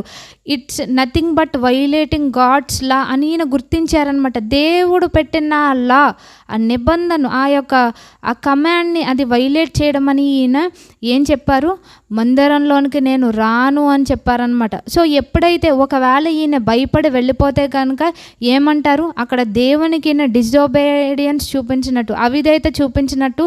అలాగే శత్రువు కూడా, సో తను పిరికోడు కాబట్టి తను వెళ్ళిపోయాడు అని అంటారు కనుక ఈయన ఏం చేశారు, మందిరంలోనికి వెళ్ళడానికి నన్ను నో చెప్పినట్టుగా చూస్తున్నాం. He choose courage over self protection అనమాట. ఈయన ధైర్యంగా నిలబడ్డారు. ఎందువలన ధైర్యం వచ్చింది అంటే, దేవుడు అప్పగించిన పని చేయడానికి ఈయన నిలబడ్డారు కనుక, దేవుని కొరకు నిలబడ్డారు కనుక దేవుడు ఖచ్చితంగా ధైర్యం ఇస్తారు. మనకు అనేక విషయాల్లో దేవుని కొరకు నిలబడే ధైర్యం ఉండదు. ఆ ధైర్యం కూడా ఎవరు ఇవ్వాలి అంటే ప్రభువు వారు ఇస్తేనే మనకు వస్తుంది అనమాట. లేకపోతే మనము కూడా నిలబడవలసిన సమయంలో మనం కూడా భయపడే వారంగా ఉంటాం. సో ఈయన కూడా ఏం చేశారు, ఇదంతా కూడా ఎనిమీ స్ట్రాప్ అని ఆయన గుర్తించారనమాట. సో ఎప్పుడైతే దేవుడు ఆయనకి పని అప్పగించినప్పుడు ఖచ్చితంగా ప్రొటెక్షన్ ఇస్తారు, దానికి కావాల్సిన ప్రావిజన్స్ని ఇస్తారు కనుక ఈయనంతటి ఈయన ఓన్ డెసిషన్ తీసుకోక్కర్లేదనమాట. ఈయన ఏంటి, వాళ్ళు పెట్టే బెదిరింపులకు లొంగలేదు. He said no to fear అనమాట. మన జీవితంలో కూడా శత్రువు నుంచి వచ్చే ఆ బెదిరింపులకి, భయాలకి మనం భయపడక్కర్లేదు. నో టు మ్యానిపులేషన్ అనమాట. అంటే ఆ షమయ అన్నవాడు ఈయన్ని ఏం చేయాలి, మభ్యపరచాలనుకున్నాడు. మన జీవితంలో కూడా ఫ్రెండ్స్ నుంచి, మన తోటి వారి నుంచి వచ్చే ఆ మ్యానిపులేషన్స్ని మనం గుర్తించేవారుగా ఉండాలి. దానికి నో చెప్పాలన్నమాట. సో ఇంకా ఈయన ఏం చేశారు, ఆయన దేవుని మందిరంలోనికి నేను అన్లాఫుల్గా నేను ఎంటర్ అయ్యి దేవునికి విరోధంగా నేను పాపం చేయకూడదు, నేను దేవుని చిత్తంలో ఉండాలి అని ఆయన అనుకున్నారనమాట. సో మన జీవితంలో కూడా భయభ్రాంతులకు, బెదిరింపులకు గురై మనం ఏమి దేవునికి చిత్తానికి అవుట్ సైడ్ మనం ఏం డెసిషన్స్ తీసుకోక్కర్లేదనమాట. మనం ఎప్పుడైతే భయపడుతూ ఉంటామో, అనవసరమైన భయాలు మనల్ని రాంగ్ ప్లేసెస్లోనికి నడిపిస్తూ ఉంటాయి, రాంగ్ రిలేషన్షిప్స్లోనికి నడిపిస్తూ ఉంటాయి, రాంగ్ హ్యాబిట్స్ మనం అలవరుచుకునేలా చేస్తాయి. సో మన జీవితంలో ఏం చేయాలి అంటే, మనం నేర్చుకోవాల్సింది ఏంటంటే, we should not let fear dictate our direction అనమాట. అంటే ఏ భయము దేవుని యొక్క డైరెక్షన్లో మనల్ని వెళ్ళకుండా మనల్ని డిక్టేట్ చేస్తుంది, మనల్ని రూల్ చేస్తుంది, దాన్ని గుర్తించి దానికి నో చెప్పే వారంగా ఉండాలన్నమాట. కేవలం దేవుని యొక్క విశ్వాసంలో మనం నడుచుకోవాలి అనేది. సో ఇంకా ఈయన చేసింది ఏంటి అనంటే, వాళ్ళ మ్యానిపులేషన్ని గుర్తించి దానికి నో చెప్పినట్టుగా మనం చూస్తాం. మనము కూడా ప్రతి ఒక్కరం నేర్చుకోవాల్సింది ఏంటి అనంటే, టెస్టింగ్ ద స్పిరిట్స్ అనేది ఇప్పుడు మనకి చాలా ప్రాముఖ్యమైనది అనమాట. అంటే మనకి యోహాను పత్రికలో ఉంటుంది, 1 యోహాను పత్రిక 4వ అధ్యాయం 1వ వచనంలో ఏముంటుందంటే, ఆయా ఆత్మలు దేవుని సంబంధమైనవో కావో పరీక్షించి తెలుసుకోవాలంట. అంటే మనతో మాట్లాడే వాళ్ళు దేవునికి సంబంధించిన వాళ్ళైనా, లేకపోతే సాటనిక్ ఏజెంట్సా, మన దేవుని చిత్తం నుంచి తప్పించేవారా, లేకపోతే దేవుడు మన యొక్క డెస్టినీకి నడిపించడానికి మనల్ని ఉపయోగించే డెస్టినీ హెల్పర్సా అనేది కూడా మనకి ఎప్పుడు తెలుస్తుంది అనంటే, మనం ఎప్పుడైతే ఆత్మలను పరీక్షించే అటువంటి స్పిరిచువల్ కండిషన్లో ఉండాలి. నెహెమ్యా గారికి అటువంటి డిసైనింగ్ స్పిరిట్ ఉంది కనుకనే ఆయన ఏం చేశారు అనంటే, వాళ్ళకు వచ్చిన మాటలు దేవుని నుంచి వచ్చాయా లేదా అనేది ఇక్కడ ఈయన గుర్తించారనమాట. సో ఎప్పుడైతే ఈయన కాంప్రమైజ్ అవ్వలేదో, వాళ్ళ పిలుపుకి ఈయన లొంగిపోలేదో, ఆయన సేఫ్గా ఉన్నట్టుగా మనం చూస్తాం. సో మన జీవితంలో ప్రతిసారి పాపం ద్వారా శత్రువు మనల్ని టెంప్ట్ చేయడు, కానీ దేవుని నామాన్ని ఉపయోగించుకొని అనేకసార్లు దేవుని ప్రజలను కూడా ఉపయోగించి మనల్ని పాపంలో పడవేసేవారుగా ఉంటారు. సో మనం ఏమనుకుంటామంటే, వాళ్ళు చాలా బాగా వాక్యం చెప్తున్నారు, వాళ్ళు ఎంత స్పిరిచువల్ అనుకుంటాం, కానీ రియాలిటీ వేరు, స్పిరిచువాలిటీ వేరు అనమాట. అంటే ఇక్కడ కనిపించే నా అలవాట్లు అవి నాకు మాత్రమే తెలుసు, మీకు కనిపించేది ఏంటంటే ఇక్కడ వాక్యం మాత్రమే కనిపిస్తుంది. సో నా రియాలిటీ ఏంటి అనేది గుర్తించవలసింది అది దేవుడు, అది మీకే విడిచిపెట్టారనమాట. సో ఈ గాడ్లీ స్పిరిట్ ఉందా లేదా అనేది ఎవరికి వాళ్ళు డిసైన్ చేసుకోవాలి. మనకు కనిపించే వాటిని బట్టి నమ్మడం కానీ ఇలాంటివి చేయకూడదని నెహెమ్యా గారి యొక్క జీవితం ద్వారా మనం నేర్చుకోవాలి. మనం మరలా ఒకసారి రీక్యాప్ ఏంటి అని అంటే, no to distraction, no to manipulation, no to fake friendships అనేది మనం గుర్తుపెట్టుకోవాలి. ఏదైతే దేవుని యొక్క అసైన్మెంట్ నుంచి మనల్ని తప్పించేదిగా ఉంటుందో దానికి మనం ఏం చేయాలంటే నో చెప్పాలని ప్రభువారు మనకి తెలియపరుస్తున్నారు. ఎప్పుడైతే మనకి ఆ కాలింగ్ మనం గుర్తిస్తామో కాంప్రమైజింగ్కి మనం నో చెప్పేవారుగా ఉంటాం. సో ఎప్పుడైతే మనం నిత్యమైనది మన జీవితంలో కడుతూ ఉంటామో, అంటే పరిశుద్ధతను మనం కట్టుకోవాలి, పవిత్రతను కట్టుకోవాలి, విశ్వాసాన్ని కట్టుకోవాలి, నీతిని కట్టుకోవాలి. ఇవి మనకి ప్రొటెక్టివ్ వాల్స్ అనమాట. ఇవి నిత్యము నిలిచుండేవి. ఎప్పుడైతే ఈ ఎటర్నల్వి మనము కన్స్ట్రక్ట్ చేస్తూ ఉంటామో మనము టెంపరీ డ్రామా కొరకు కిందకి రామన్నమాట. నెహెమ్యా గారు అలా రాలేదు. పిలిచినప్పుడు నేను రాను, ఈ పని విడిచి నేను రానన్నారు. ఇటువంటి బోల్డ్ లైఫ్ మనకు ఉండాలన్నమాట. సో ఇది మనం మోడర్న్ లైఫ్కి ఏ విధంగా అప్లై చేసుకోవచ్చు అని అంటే, ఈ డిస్ట్రాక్షన్స్ని మనము ఏ విధంగా జయించగలమనంటే, సో దేవుడేమో మన జీవితంలో పరిశుద్ధత కొరకు నీతిని నువ్వు కట్టుకో, ఇంకా నువ్వు విశ్వాసంలో నువ్వు కొంత వెనుకబడి ఉన్న వాటిని నువ్వు బిల్డ్ చేసుకోనంటే, మనకి మన ఫోన్ ఏం చెప్తుందంటే స్క్రోల్ చేయని చెప్తూ ఉంటుంది. మనం ఏం మనకి జనరల్గా ప్రార్థన చేసినప్పుడు కానీ బైబిల్ చదవాలనుకున్నప్పుడు కానీ మనకి ఏమొస్తుంది అంటే మన ఫోన్లో నోటిఫికేషన్స్ పాపప్ అవుతూ ఉంటాయి అన్నమాట. అర్జెన్సీ లాగా వస్తూ ఉంటాయి. ఏ విధంగా శత్రువు ఇక్కడ నెహెమ్యా గారిని పిలిచారో మనకు కూడా అటువంటి ఇన్విటేషన్స్, డెడ్లీ ఇన్విటేషన్స్ వస్తూ ఉంటాయి అన్నమాట. మనం కూడా ఏం చెప్పాలి, ఈ ఒక్క నోటిఫికేషన్ చూసి నేను మానేస్తాను అని మనం అనుకుంటాం. కానీ నెహెమ్యా గారు ఏం చెప్పారు, I'm doing a great work, నేను గొప్ప పని చేస్తున్నాను, నేను చేసే పని చాలా గొప్పది, దీన్ని విడిచి నేను రాను, ఈ నోటిఫికేషన్ దగ్గరికి రాను, ఈ వీడియో దగ్గరికి రాను అనే ఆ స్టెడ్ ఫాస్ట్నెస్ మనలో ఉండాలన్నమాట. సో ఎప్పుడైతే మనకి దేవుడిచ్చిన ఆ యొక్క ఉద్దేశం మీద మనం వర్కౌట్ చేస్తూ ఉంటామో డిస్ట్రాక్షన్స్ పెరుగుతూ ఉంటాయి. ఇక్కడ శత్రువు ఎన్నిసార్లు పంపించినట్టుగా చూసాం, 4 సార్లు ఇన్విటేషన్ పంపించాడంట, రా మనం మాట్లాడుకుందాం సరదాగా అని.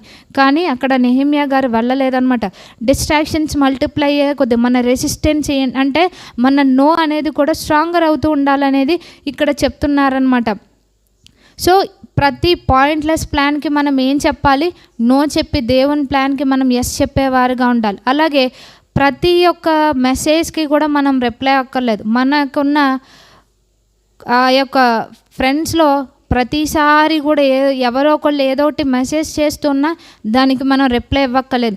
మన క్వైట్ టైం మందే, దేవునితో మనం గడిపే ఆ సమయంలో మధ్యలో మనము వేరే దానికి లేకపోతే వీళ్ళకి రిప్లై ఇచ్చి నేను కామ్గా ఉంటాను, ఇలా కూడా ప్రేయర్ చేసుకుంటున్నానని చెప్తాను, ఇలాంటివి కూడా మనం చెప్పక్కర్లే. మనం we are only accountable to God అనమాట. మనుషులకి మనం అకౌంటబుల్ కాదు, వాళ్ళకి మనం చెప్పక్కర్లేదు.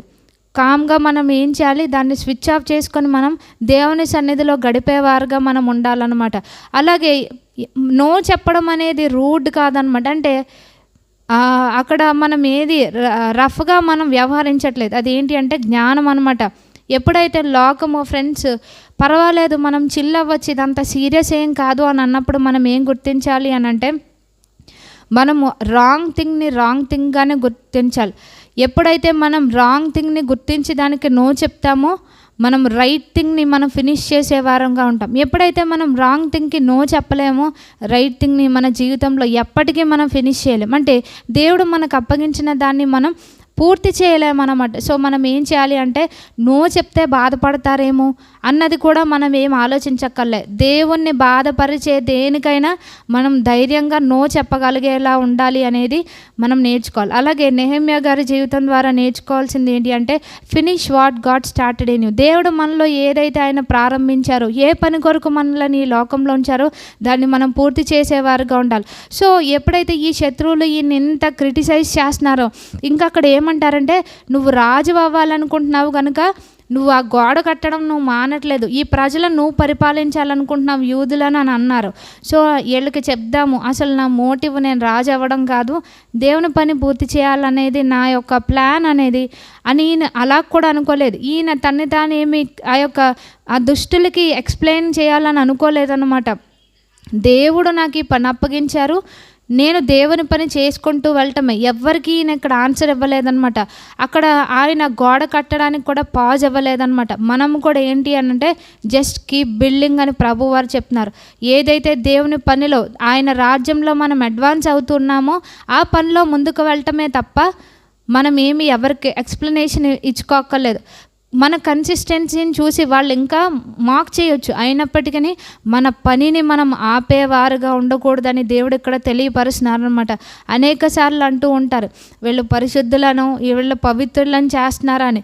దేవుడు ఎక్కడా కూడా పరిశుద్ధుల్ని పవిత్రులను ఎంచుకోడు. ఆయన పిలిచిన వారిని పరిశుద్ధులుగా చేస్తారు కనుక గతంలో ఏ విషయంలో తప్పిపోయినా నీతిమంతులుగా తీర్చేది దేవుడు. ఇది ఆయనకి మనకి సంబంధించిన విషయం, మనకి మన పక్కోళ్ళకి సంబంధించిన విషయం కనుక వాళ్ళు ఎన్ని మాటలన్నా మనం వాటిని కేర్ చేయక్కర్లేదు. ఏదైతే దేవుడు అప్పగించారో దాన్ని మనం కన్స్ట్రక్ట్ చేస్తూ ముందుకు వెళ్ళడమే. మన పాస్ట్ లైఫ్ గురించి అన్నా ఏదన్నా సరే మనం వాళ్ళకి జవాబు చెప్పుకోక్కర్లేదు. We are accountable to God and God only అనేది మనం గుర్తుపెట్టుకుంటేనే నెహెమ్యా గారిలాగా మనం పనిని పూర్తి చేయగలం. సో ఎవరికి నో చెప్పాలో, దేనికి నో చెప్పాలో ఈయన నెహెమ్యా గారి జీవితం నుంచి మనం చూస్తున్నాం. ఈయన డిస్ట్రాక్ట్ అవ్వలేదు కాబట్టి ఆయన డెస్టినీ కూడా డిలే అవ్వలేదన్నమాట. సో మనం కూడా ఫోకస్ ఉన్నప్పుడు ప్రభు వారు చెప్పిన దాన్ని మనం చక్కగా ఫుల్ఫిల్ చేసేవారుగా ఉంటాం. సో 2 ఎగ్జాంపుల్స్ చూసాం. 3rd ఎగ్జాంపుల్ ఎవరు అనంటే మోషే గారు అనమాట. ఈయన ఏం చేశారు, ఈయన కూడా నో చెప్పారనమాట. ఏ విషయాల్లో నో చెప్పారనేది మనం చూస్తే హెబ్రీలకు రాసిన పత్రిక 11వ అధ్యాయము, హెబ్రీ పత్రిక 11వ అధ్యాయము, ఇది మనకి ఫేమస్ చాప్టర్. హెబ్రీ పత్రిక 11వ అధ్యాయము 24th నుంచి 26th వరకు కూడా ఇక్కడ మనకున్నది ఏంటి అంటే, మోషే పెద్దవాడైనప్పుడు విశ్వాసమును బట్టి ఐగుప్తు ధనము కంటే క్రీస్తు విషయమైన నింద గొప్ప భాగ్యమని ఎంచుకొని అల్పకాలము పాపభోగం అనుభవించుట కంటే దేవుని ప్రజలతో శ్రమ అనుభవించటం మేలని యోచించి ఫరో కుమార్తె యొక్క కుమారుడని అనిపించుకుంటకు ఒప్పుకొనలేదు. సో ఇక్కడ మోషే గారికి కూడా చాలా పెద్ద ఆఫర్ వచ్చిందనమాట.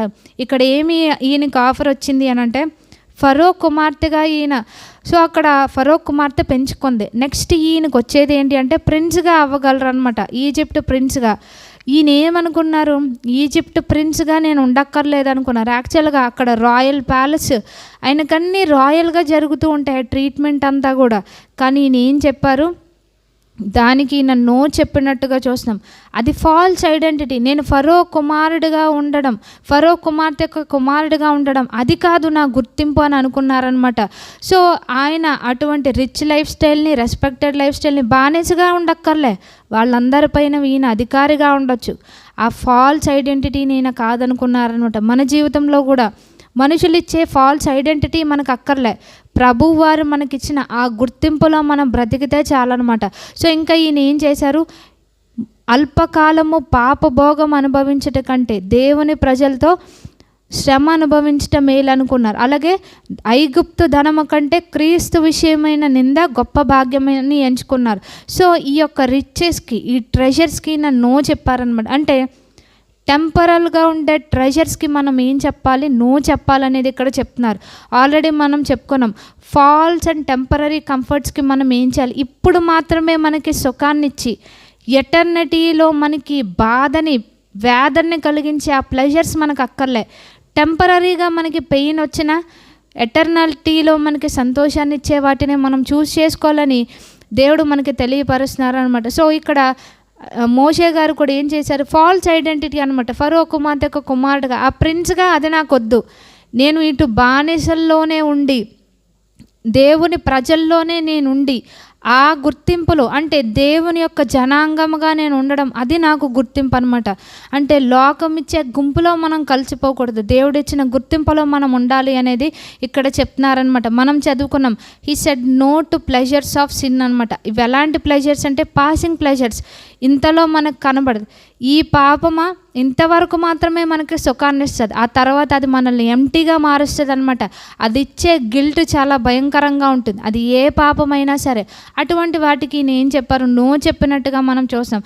సో ఇక్కడ ఈజిప్టీన్కి కంఫర్ట్ని ఆఫర్ చేసింది, లగ్జరీని ఆఫర్ చేసింది. అలాగే ఇక్కడ చాలా సిన్స్ ఈయన చేయొచ్చు అన్నమాట. అటువంటి ఆఫర్లోనే ఈయన ఏం చెప్పారు, షార్ట్ టర్మ్ ప్లెజర్కి ఈయన నో చెప్పారు. ఎందుకు? To gain eternal purpose. మన జీవితంలో కూడా దేనికి మనం ఎస్ చెప్తున్నాం, దేనికి నువ్వు చెప్తున్నాం? షార్ట్ టర్మ్ ప్లెజర్స్కా లేకపోతే ఎటర్నల్ గెయిన్స్ కోసం మనము నో చెప్తున్నామా ఎస్ చెప్తున్నామా అనేది మనం గుర్తించాలన్నమాట. సో ఎప్పుడైతే మనం పాపానికి పాసింగ్ ప్లెజర్స్కి నో చెప్పిన ప్రతిసారి మనం ఏదైతే నిత్యమైన వాటి సంతోషాలకి మనం ఎస్ చెప్పేవారంగా ఉంటామన్నమాట. సో ఇంక ఈయన ఏం చెప్పారు, he said no to worldly treasures అనమాట. ఇక్కడ ఐగుప్తు ధనానికి నన్ను నో చెప్పారు. ఎందుకు? ఆ యొక్క దేవుని యొక్క పని చేయడమే ఆయన బహుమానంగా, ఆ యొక్క దేవుడిచ్చే బహుమానం గొప్పదనుకున్నారు, వీళ్ళిచ్చే ధనము కాదు, ఈ ఆస్తి కాదని అనుకున్నారనమాట. సో మనము కూడా మన జీవితంలో దేవుడిచ్చే మహిమను మాత్రమే మనం పొందుకునేలాగా ఉండాలి. ఆయన ప్యాలెస్ని చూడలేదు. మోషే గారు ఏం చూశారంటే ప్రామిస్ ల్యాండ్ అని చూశారు. మన జీవితంలో కూడా మనకిప్పుడు జస్ట్ కనిపించే వాటిని మనం చూడటం కాదు, వీటిని కాదనుకుంటే వీటికి నో చెప్తే బియాండ్ వచ్చేది ఏంటి, ఆ ఎటర్నల్ గెయిన్ కొరకే మనం వాటికి ఎస్ చెప్పేవారుగా ఉండాలి అనేది ప్రభువారు మనకి తెలియపరుస్తున్నారనమాట. అంటే when you live by vision you can say no to visible temptations అనమాట. అంటే దేవుడు మనకి చూపించిన ఆ విజన్ ఏదైతే ఉంటుందో దాన్ని మనం ఎప్పుడైతే ఫోకస్ చేస్తామో మనకు కనిపించే ఈ టెంప్టేషన్స్కి, విజిబుల్ టెంప్టేషన్స్కి మనం నో చెప్పాలి, నో చెప్పగలిగే వారుగా ఉండాలి అనేది దేవుడు మనకి తెలియపరుస్తున్నారు. సో ఇంకా ఇక్కడ ఈయనలో మోషే గారిలో ఏం కనిపిస్తుందంటే ఇది ప్రతి ఒక్క భక్తుని జీవితంలో కనిపించేది నో టు కాంప్రమైజ్ అనమాట. ఇక్కడ ఫరో ఏం చెప్తాడు మోషే గారితో, మీరు వెళ్ళి ఆరాధించండి కానీ దూరంగా వెళ్ళొద్దు అని అంటారనమాట. అక్కడ ఈయన బేరసారాలు ఆడలేదు, పోన్లా మాత్రం ఒప్పుకున్నాళ్ళే ఈ కట్టిండు ఈ దుష్టుడు అని ఆయన అక్కడ దాంతో సరిపెట్టుకోలేదనమాట. హాఫ్ ఒబీడియన్స్కి ఆయన నో చెప్పారు. దేవుడు ఎక్కడ ఆరాధించమని చెప్పారో మేము అక్కడికే వెళ్ళి ఆరాధిస్తాం, అందరూ రావాలి, మా పశువులు రావాలి, మా ఓళ్ళంతా రావాలన్నారు. అంతేగాని అక్కడ పురుషులు వెళ్ళండి, మిగిలిన మీ లైఫ్ స్టాక్ అంతా, మీ లేడీస్, మీ చిల్డ్రన్ ఉండిపోవాలి అంటే ఆయన అక్కడ ఎస్ చెప్పలేదు, ఏదో ఒప్పుకున్నాడులే అని.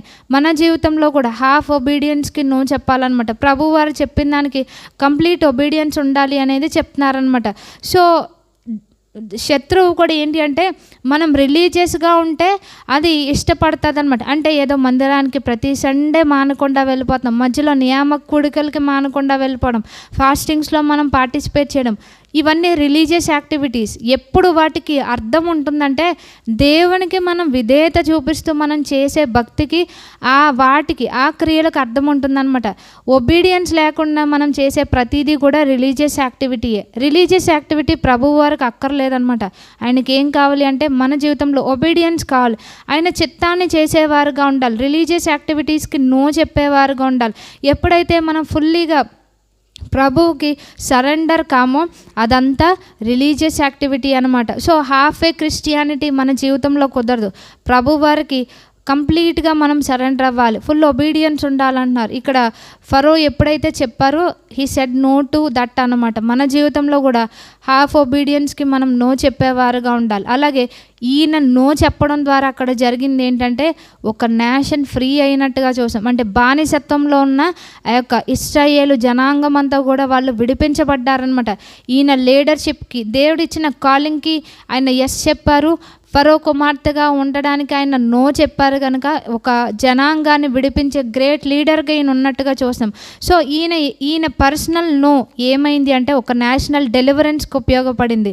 సో మన జీవితంలో కూడా మన ప్రైవేట్ డెసిషన్స్ ఏమవుతాయి అంటే కెన్ చేంజ్ పబ్లిక్ డెస్టినీస్ అనమాట. మన జీవితం అంటే మోషే గారు ఆ యొక్క ఫరో కుమార్తెగా ఉండడానికి ఆయన ఎస్ చెప్పుంటే ఈయన దీన్ని విడిపించే లీడర్గా ఆయన ప్లేస్లో వేరే వాళ్ళు అవును, ఆయన అవ్వకపోను, కానీ ఈయన దానికి నో చెప్పడం ద్వారా ఒక నేషన్ని డెలివర్ చేయడానికి దేవుడు ఆయన ఎన్నుకున్నారనమాట. అంటే మన జీవితంలో one no in our secret place can break chains for generations అనమాట. అంటే మనం ఏదైతే దేవుని చిత్తంలో లేని వాటికి నో చెప్తామో మన తరతరాలకి ఉన్న ఏదైతే ఆ బంధకాలు సంఖ్యలు ఆ బానిసత్వం ఉందో దాని నుంచి విడిపించే వారంగా వాళ్ళకు కూడా వాళ్ళు కూడా దేవుడిచ్చే స్వతంత్రాన్ని వాళ్ళు ఎక్స్పీరియన్స్ చేసేవారుగా మనం ఒక టూల్గా దేవుని పని కొరకు వాడబడతామనేది దేవుడు ఇక్కడ మనకి తెలియపరుస్తున్నారనమాట. సో నో చెప్పడం అనేది కష్టమైనదే, అది కూడా దానికి దేవుని సహాయం మనం ఉంటే తప్ప మనం అలాగూ చేయలేం. సో దేవుని సహాయం మనకు ఉండాలి అనేది కూడా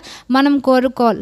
నెక్స్ట్ 4th ఎగ్జాంపుల్ మనం చూస్తే ఎవరు అని అంటే డిసైపుల్స్ అనమాట. ఇంతవరకు మనం చెప్పుకున్నాం, ఓల్డ్ టెస్టిమెంట్లో మనం ఎగ్జాంపుల్స్ చెప్పుకున్నాం. న్యూ టెస్టిమెంట్ ఎగ్జాంపుల్లో చూస్తే యేసుక్రీస్తు వారి శిష్యులు అనమాట. వాళ్ళకి చదువు లేదు, ఏమీ లేదు, కానీ వాళ్ళు దేవుని కొరకు ఏ విధంగా నిలబడ్డారు అనేది మనకు అందరికీ బాగా తెలుసు అనమాట. సో వాళ్ళని ఏం చేస్తారు, వాళ్ళు ఎప్పుడైతే యేసుక్రీస్తు వారు పునరుద్ధానుడై లేచిన తర్వాత వాళ్ళు చాలా పనిష్మెంట్స్ని వాళ్ళు ఎదుర్కొన్నారు, చాలా శ్రమలు వాళ్ళు ఎదుర్కొన్నారు. మనము చూస్తే అపోస్తుల కార్యాలు 4వ అధ్యాయంలో శిష్యులంటే వాళ్ళకి ఏమీ కూడా అన్నీ కూడా ఈజీగా వాళ్ళకి సాగలేదు. వాళ్ళు ఎన్నో కష్టాలు పడ్డారు కాబట్టి, ఎన్నో శ్రమలు పడ్డారు కాబట్టే వాళ్ళు దేవుని రాజ్యంలోనికి వాళ్ళు వెళ్ళారు. ఈ యొక్క సత్య మార్గాన్ని అనేక మందికి తెలియపరిచినట్టుగా చూస్తాం.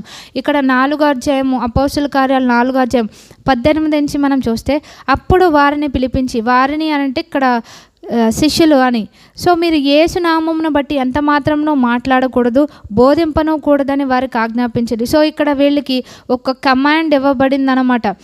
ఏమని అంటే వీళ్ళు ఏమంటున్నారు, మీరు యేసు నామమున మాట్లాడకూడదు, బోధింపకూడదు అని వీళ్ళకి ఆజ్ఞాపించారనమాట. కానీ పేతురు గారి యొక్క రెస్పాన్స్ ఏముంది, he did not say yes అనమాట. ఈయన ఏమన్నారు, అందుకు పేతురును యోహాను వారిని చూచి, దేవుని మాట వింట కంటే మీ మాట వినుట దేవుని దృష్టికి న్యాయమా, మీరే చెప్పుడి అని అంటున్నారు. అంటే మీ మాట వినాలా, మేము దేవుని మాట వినాలా? మేము దేవుని మాట మాత్రమే వింటాము, మీ మాటకి మేము నో చెప్తున్నాం అనేది వాళ్ళు బోల్డ్గా చెప్పగలిగారు అనమాట. సో వాళ్ళు బోల్డ్గా చెప్పగలిగారు అంటే వాళ్ళని వదిలేయలేదు. ఇక్కడ వాళ్ళకి వచ్చిన పనిష్మెంట్ ఏంటి అంటే, ఇదే అపోస్తుల కార్యాలు 5వ అధ్యాయంలో 28, 29 వచనంలో కూడా చూస్తే వీళ్ళు ఇంకా ఏమంటున్నారు అని అంటే 29వ వచనంలో, అందుకు పేతురును అపోస్తలును మనుషులకు కాదు దేవునికే మేము లోబడవలను కదా. వీళ్ళను కొట్టారు, కానీ వీళ్ళని పనిష్ చేసిన వీళ్ళు ఏం చెప్పారు, మేము మనుషులకు కాదు దేవునికే లోబడాలి అనేది ఇక్కడ వీళ్ళు చెప్పారు. అంటే they are negative to the వాళ్ళ కమాండ్మెంట్కి వాళ్ళు నెగిటివ్గా వాళ్ళు సమాధానం చెప్పారనమాట. వాళ్ళకి వాళ్ళు పాజిటివ్గా మేము సేఫ్గా ఉండాలి అని అంటే we have to say yes అనుకోలేదు. ఏం చెప్పారు, వాళ్ళు నో చెప్పినట్టుగా మనం చూస్తాం.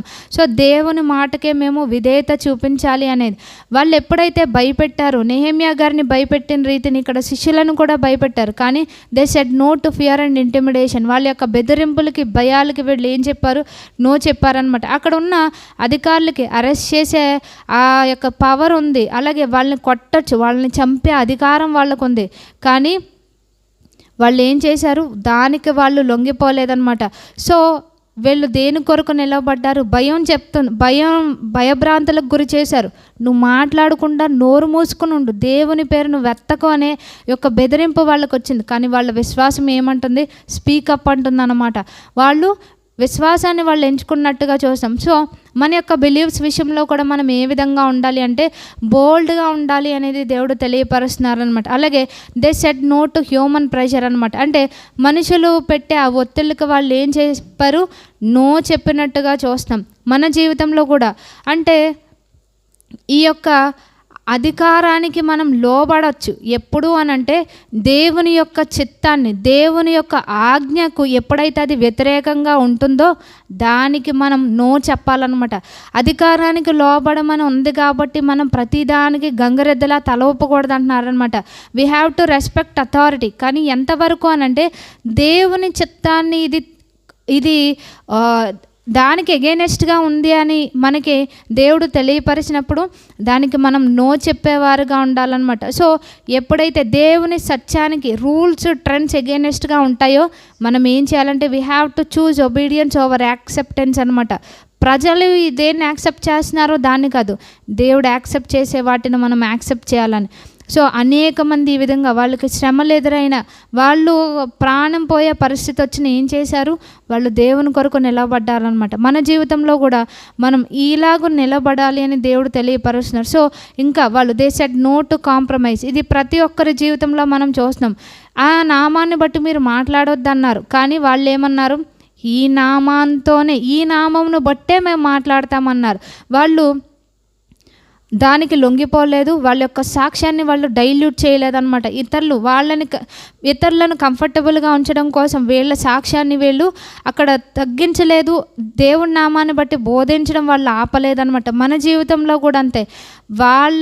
ఇతరుల యొక్క కంఫర్ట్ కాదు మనం చూడవలసింది, దేవుడు దీన్ని బట్టి ఆనందిస్తున్నారా లేదా అనేది కూడా మనము గుర్తించాలి. ఎప్పుడైతే వాళ్ళు నో చెప్పారో వాళ్ళు ఇంకా శక్తిని పొందుకున్నారు. వీళ్ళకి వచ్చిన బెదిరింపు వీళ్ళని ఏం చేసిందంటే ఇంకా బోల్డ్గా మార్చినట్టుగా చూస్తాం. ఇదే అపోస్తుల కార్యాలు 4:31 చూస్తే ఇక్కడ మనము ఇందాక చెప్పుకున్నాం, వాళ్ళని బెదిరించారు మాట్లాడొద్దని. 17th 18th వర్సెస్లో వీళ్ళని బెదిరించారు. కానీ 30th వర్స్లో వీళ్ళు ఎప్పుడైతే నో చెప్పారో వీళ్ళని దేవుడు మరింత బోల్డ్గా మార్చినట్టుగా చూస్తున్నాం. ఇది చదువుకుంటే, వారు ప్రార్థన చేయగానే వారు కూడి ఉన్న చోటు కంపించెను. అప్పుడు వారందరూ పరిశుద్ధాత్మతో నిండిన వారి దేవుని వాక్యంను ధైర్యంగా బోధించారు. సో వాళ్ళు ఎప్పుడైతే నో చెప్పారో దేవుడు ఇంకా వాళ్ళని పరిశుద్ధాత్మ శక్తినిచ్చి వాళ్ళని బలపరిచినట్టుగా చూసాం. ఈ నామాన్ని బట్టి మీరు మాట్లాడకూడదు, నోరు మూసుకొని ఉండండి అని అంటే ఇంకా దేవుని వాక్యాన్ని ధైర్యంగా బోధించారంట, దేవుని యొక్క ఆత్మతో నింపబడి. సో ఎప్పుడైతే మన జీవితంలో కూడా మనము ఇలా దేవుని పని ఆటంకపరిచే వాటికి నో చెప్తూ ఉంటామో, బోల్డ్గా దేవుని వాక్యాన్ని మనం ప్రకటించే ఆ శక్తిని దేవుడు మనకి ఇస్తూ ఉంటారనమాట. సో ఏ ప్రెషర్కి కూడా మనం ఎస్ చెప్పక్కర్లేదు. దానికి మనం నో చెప్పినప్పుడు దేవుడు మనకి ఆ ధైర్యాన్ని ఇచ్చేవారుగా ఉంటారనమాట. అలాగే వీళ్ళు ఏం చేశారు, ఆ ధైర్యం రావడానికి వీళ్ళు ప్రార్థన చేశారనమాట. బెదిరించినప్పుడు వాళ్ళు భయపడలేదు. సో మనం కూడా ఏం ప్రార్థన చేయాలంటే, ప్రభువా నీ చిత్తానికి, లేకపోతే నీకు ఒబే అవ్వడానికి, ఇది నాకు నో చెప్పలేకపోతున్నాను, నేను ఈ విషయంలో నాకు కష్టంగా ఉందన్నప్పుడు బోల్డ్గా నో చెప్పి ప్రభు వారికి ఎస్ చెప్పి ఆ శక్తిని, ఆ కరేజ్ని ప్రభు వారు మనకి ఇచ్చేవారుగా ఉంటారనమాట. వాళ్ళు నో చెప్పడం ద్వారా ఏమైంది, వాళ్ళు భూలోకంను తలక్రిందులు చేసేవారుగా వాళ్ళు మార్చబడ్డారు. అంటే అనేక మందిని దేవుని వైపుకు నడిపించిన వారుగా ఉన్నారనమాట. సో మన జీవితంలో కూడా మనం ఎప్పుడైతే నో చెప్తామో దేవుని యొక్క చిత్తంను వ్యతిరేకించే విషయాలకు అనేక మంది మన ద్వారా దేవునిలోనికి నడిపించబడేవారుగా ఉంటారనమాట. సో మనము కూడా ఏం చెప్పాలి అని అంటే, ఆ నామాన్ని బట్టి మాట్లాడకూడదు అని అంటే, ఇప్పుడు రెస్ట్రిక్షన్స్ అన్నీ అధిగమించి వెళ్ళిపోవడం అని కాదు, దానికి మనకి జ్ఞానం అవసరం అన్నమాట. ఎప్పుడు బోధించాలి, ఎక్కడ బోధించాలి, ఎలా బోధించాలి అనేది కూడా దేవుణ్ణి జ్ఞానం అడిగి మనం ప్రకటించేవారిగా ఉండాలి. ఎలా బోధించాలి అనేది మన నోటికి ఏదొస్తే అది కాదు, మనకి ఏది అనిపిస్తే అది కాదు, కానీ ఏదైతే దేవుడు మనకి ఇస్తారో దాన్ని మాత్రమే మనం ప్రకటించేవారుగా ఉన్నప్పుడు అనేక మంది, ఏ విధంగా శిష్యులు ఇక్కడ మాట్లాడినప్పుడు అనేక మంది యేసుక్రీస్తు వారి వైపు నడిపించబడ్డారు, మన జీవితంలో కూడా ఆ విధంగా నడిపించబడేవారుగా ఉంటారు. సో లాస్ట్ అండ్ ఫైనల్గా మన యొక్క బెస్ట్ ఎగ్జాంపుల్ ఎవరు అని అంటే, ది అల్టిమేట్ ఎగ్జాంపుల్ యేసుక్రీస్తు వారు అనమాట. అంటే ఇన్ని ఎగ్జాంపుల్స్ మనం చూసుకున్నాం. నోవా గారి నుంచి మనం స్టార్ట్ చేసాం. నోవా గారు నో చెప్పారు, నెహెమ్యా గారు నో చెప్పారు, మోషే గారు నో చెప్పారు, అలాగే శిష్యుల గురించి. సో ఇవన్నీ కూడా ఎవరిని పాయింట్అవుట్ చేస్తున్నాయంటే యేసుక్రీస్తు వారిని అనమాట, మన యొక్క అల్టిమేట్ ఎగ్జాంపుల్. సో యేసు ప్రభు వారు నో చెప్పారా అంటే అనేక విషయాల్లో ఆయన నో చెప్పినట్టుగా చూసాం. మత్తయి సువార్త 4వ అధ్యాయంలో ఆయన మినిస్ట్రీ స్టార్టింగ్లో ఈయనకి శోధన వచ్చిందనమాట. శోధన వచ్చినప్పుడు ఇక్కడ అపవాది అనేకమైన వాటి ద్వారా ఇక్కడ ఆయన్ని శోధించినట్టుగా చూస్తాం. సో ఇక్కడ ఈయనకి ఆకలేసినప్పుడు ఏమంటాడు అపవాది వచ్చి, నువ్వు దేవుని కుమారుడవైతే, అంటే ఈయన యొక్క అధికారాన్ని, ఈయనకున్న ఐడెంటిటీని ఇక్కడ రైజ్ చేస్తూ ఈయన్ని టెంప్ట్ చేస్తున్నాడు అనమాట. నువ్వు దేవుని కుమారుడవైతే ఈ రాళ్ళు రొట్టెలగునట్లు ఆజ్ఞాపించమని అన్నారు.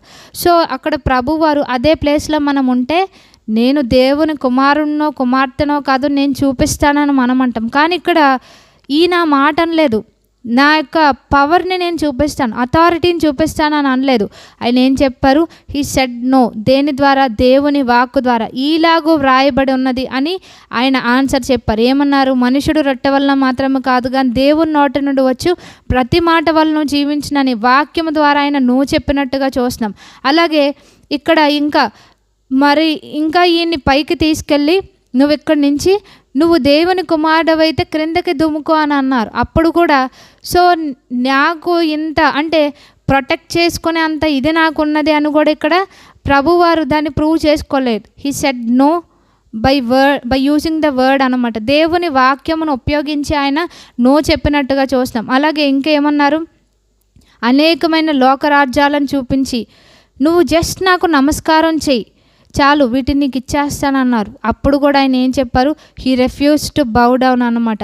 అంటే అక్కడ ఆయన దేవుని వాక్యము ద్వారా అపవాదికి నో చెప్పారు. మన జీవితంలో కూడా మనం అపవాదితో ఏ విధంగా నో చెప్పాలి అంటే నో ఆర్గ్యుమెంట్స్, నో డిబేట్స్ అనమాట. కేవలం సత్యము ద్వారానే మనం అపవాదిని జయించగలం అనేది. సో ఎప్పుడైతే ఈయనకి శోధన వచ్చిందో Jesus used scripture to say no అనమాట. మనము కూడా ఆ విధంగా వాక్యం ఉపయోగించుకొని వాక్యము ద్వారానే మనం శత్రువుని జయించగలం అనమాట.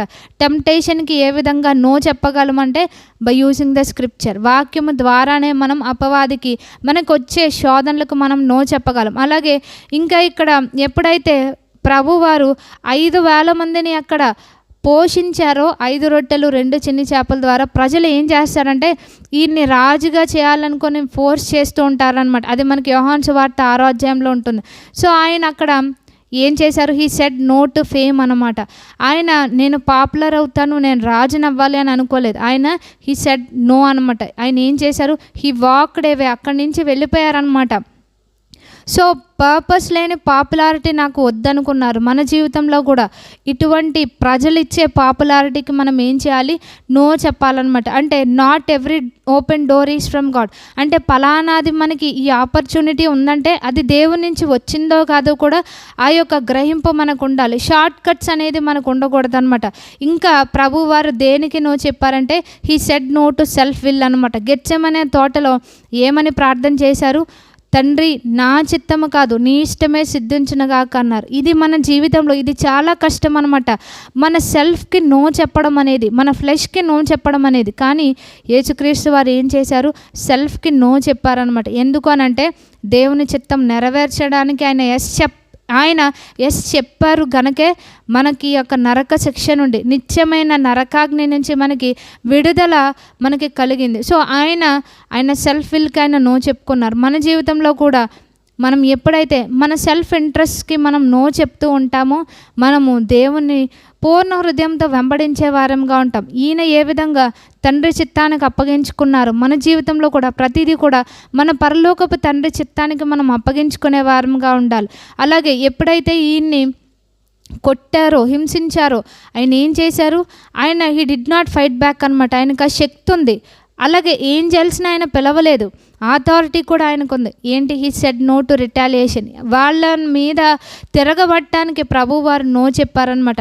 ఆయన రివెంజ్ తీర్చుకోవచ్చు, కానీ దానికి కూడా ఆయన నో చెప్పారనమాట. ఎందుకు, మనం రిడీమ్ అవ్వాలి అంటే ఆయన అక్కడ రివెంజ్ తీర్చుకోకూడదు అనమాట. మనం విమోచింపబడాలి అని అంటే ఆయన అక్కడ పగ తీర్చుకోకూడదు. ఎందుకు, అది మన పాపములే కనుక ఆయన ఏం చేశారు, హీ వాజ్ క్వైట్ అనమాట. మన జీవితంలో కూడా ఇటువంటి మోకరి, ఇటువంటి శోధనలు మనకి ఎదురైనప్పుడు నెహెమ్యా గారు ఆన్సర్ చేయలేదు, ఇక్కడ ప్రభువారు కూడా ఆన్సర్ చేయలేదన్నమాట. మన జీవితంలో కూడా ఈ విధంగా ఎప్పుడైతే ఇలాంటి శోధనలు మనకు వస్తూ ఉంటాయో వాటికి మనం నో చెప్పాలి. మన యొక్క హృదయాన్ని మనం పవిత్రంగా ఉంచుకోవాలనేది ఇక్కడ మనం యేసుక్రీస్తు వారి యొక్క ఎగ్జాంపుల్ని మనం తీసుకుంటాం. అలాగే he said no to the world's way అనమాట. దేని ద్వారా అంటే తండ్రికైనా ఎస్, ఆ యొక్క తండ్రి చిత్తాన్ని ఈయన నెరవేర్చాలనుకున్నారు, దానికి ఎస్ చెప్పారు. వరల్డ్స్ వేకి ఆయన నో చెప్పారనమాట. సో ఈయన యేసుక్రీస్తు వారు కూడా కంఫర్ట్ని ఎంచుకోవచ్చు. ఇప్పటికీ ఏమంటారు, శిలువ మీద మరణించిన వ్యక్తి మిమ్మల్ని రక్షించగలరా అంటే మనకి ఆన్సర్ తెలుసు. సో వాళ్ళు అదే చూస్తున్నారు, కానీ నెక్స్ట్ రిజరక్షన్ చూస్తున్నారంటే వాళ్ళు అది చూడరు. మన జీవితంలో కూడా అంతే. ఇటువంటి మీరెంత బలహీనులు ఇలాంటివి మనకు ఎదురవుతూనే ఉంటాయి. కానీ మన యొక్క నో, మన సైలెన్స్ ఎందుని బట్టి అంటే దేవుని బట్టే. దేవునిలో లేకపోతే మనం కూడా రివెంజింగ్కి మనం కూడా ఎస్ చెప్పగలం, మన బ్లడ్లో కూడా అది ఉంది. కానీ మన యొక్క ఎగ్జాంపుల్ ఎవరు అంటే యేసుక్రీస్తు వారు కనుక మనం దీనికి మనం నో చెప్తున్నాం. ఆయన ఏ విధంగా ఉన్నారో ఆయన మన రోల్ మోడల్ కనుక మనం కూడా అదే తీసుకుంటున్నాం. సో ఆయన నో చెప్పడం బట్టి ఆయన సెల్ఫ్ విల్కి, అలాగే ఇలాగూ ప్రజల ద్వారా ఈయన రాజుగా అవ్వచ్చు, కానీ దానికి నో చెప్పడం ద్వారా మనం అంతా కూడా రక్షించబడినట్టుగా మనం చూస్తున్నాం. సో ఆ రక్షణని మనం ఫ్రీగా ఎక్స్పీరియన్స్ చేస్తున్నామంటే his no to self will అనమాట. మన జీవితంలో కూడా సెల్ఫ్ విల్ని మనం విడిచిపెట్టి ఫాదర్స్ విల్కి మనం ఎస్ చెప్పేవారుగా ఉండాలి అనేది దేవుడు మనకి తెలియపరుస్తున్నారనమాట. సో ఈ యొక్క విక్టరీ మనకి దేని ద్వారా వస్తుంది అంటే జై జీవితము మనం నో చెప్పడం ద్వారా, మన జీవితంలో ఆ నోని చూపించడం ద్వారా అనమాట. No to temptation, no to pride, no to self and not to the easy way out అనమాట. అంటే షార్ట్ కట్స్ కూడా ఇలా నేను చేయొచ్చు అనుకుంటాం, లోకం అది ఫాలో అవుద్ది, కానీ దాన్ని మనం విసర్జించేవారుగా ఉండాలన్నమాట. మనము కూడా యేసుక్రీస్తు వాళ్ళలాగా ఉన్నప్పుడు మనము కూడా ఈ విధంగా ఉండగలం. సో ఒక్కసారి మనం అన్నీ కూడా రికలెక్ట్ చేసుకుంటే మనకి ఇంకా చాలా ఎగ్జాంపుల్స్ ఉన్నాయి. ఇవన్నీ మనం చూడం, కానీ మనం క్లోజ్ చేసుకునే ముందు యోసేపు గారు ఏం చెప్పారు? పొతీఫర్ భార్య ఇచ్చిన ఆఫర్కి ఆయన నో చెప్పారనమాట. సో ఆయన ఏమయ్యారు? ఆయన ప్రిన్స్ అయినట్టుగా చూస్తాం. అలాగే దానియేలు గారు he said no to defilement. ఆహారం ద్వారా తాను అపవిత్రపరచుకోవడానికి ఆయన ఇష్టపడలేదు. ఆయన కూడా బబులోన్లో ఆ ముగ్గురు ప్రధానుల్లో ఆయన ఒక వ్యక్తిగా ఉన్నట్టు చూస్తాం అన్య దేశంలో. అలాగే షడ్రక్ మేషక్ అబేద్నగో ఏం చేశారు? రాజు ఆజ్ఞకు వాళ్ళు నో చెప్పారనమాట. అంటే అక్కడ అధికారానికి లోబడమన్నారు. ఎప్పుడు దేవుని చిత్తంను వ్యతిరేకించినంత వరకు కూడా అధికారానికి లోబడాలి. ఎప్పుడైతే అది దేవుని చిత్తానికి ఎగెనెస్ట్గా ఉంటుందో దానికి బోల్డ్గా నో చెప్పేవారుగా ఉండాలి. సో ఇక్కడ షడ్రక్ మేషక్ అబేద్నగోలు కూడా నో చెప్పారు. వాళ్ళు కూడా ప్యాలెస్లో వాళ్ళు ప్రమోట్ చేయబడినట్టుగా మనం చూస్తాం. అలాగే రూత్ గారి గురించి మనకి తెలుసు. ఆమె తన యొక్క తోటి కోడలతో మరలా మోయాబు దేశానికి రావడానికి ఆమె ఇష్టపడలేదు. ఆమె ఏం చేసింది? She said no to go back to Moab అనమాట. మన జీవితంలో కూడా విడిచిపెట్టిన వాటికి మరలా ఏం చెప్పాలి? నో చెప్పాలన్నమాట. వాటిని మరలా మన జీవితంలో అనుమతించకూడదు అనేది మనం గుర్తించాలి. అలాగే రాహాబ్ గారు ఏం చేసింది? ఆమె కూడా ఆ యొక్క ఇశ్రాయేలు దేశం నుంచి వచ్చిన ఆ స్పైస్ని హ్యాండ్ ఓవర్ చేయడానికి షీ సెడ్ నో అనమాట. మన జీవితంలో కూడా ఆమె వాళ్ళని అప్పగించడానికి ఆమె ఇష్టపడలేదు కనుక ఆమె తన కుటుంబం అంతా రక్షించబడ్డారు. ఆమె యేసుక్రీస్తు వారి వంశావళిలోనికి వచ్చింది. ఎందుకు? హెర్ నో అనమాట. మన జీవితంలో కూడా అంటే మన సింపుల్ ఒబీడియన్స్ మనల్ని, మన కుటుంబాన్ని, మనకిచ్చిన కాలింగ్ని, ప్రతిదీ దాన్ని కూడా కాపాడేదిగా, నిత్యత్వానికి నడిపించేదిగా ఉంటుందన్నమాట.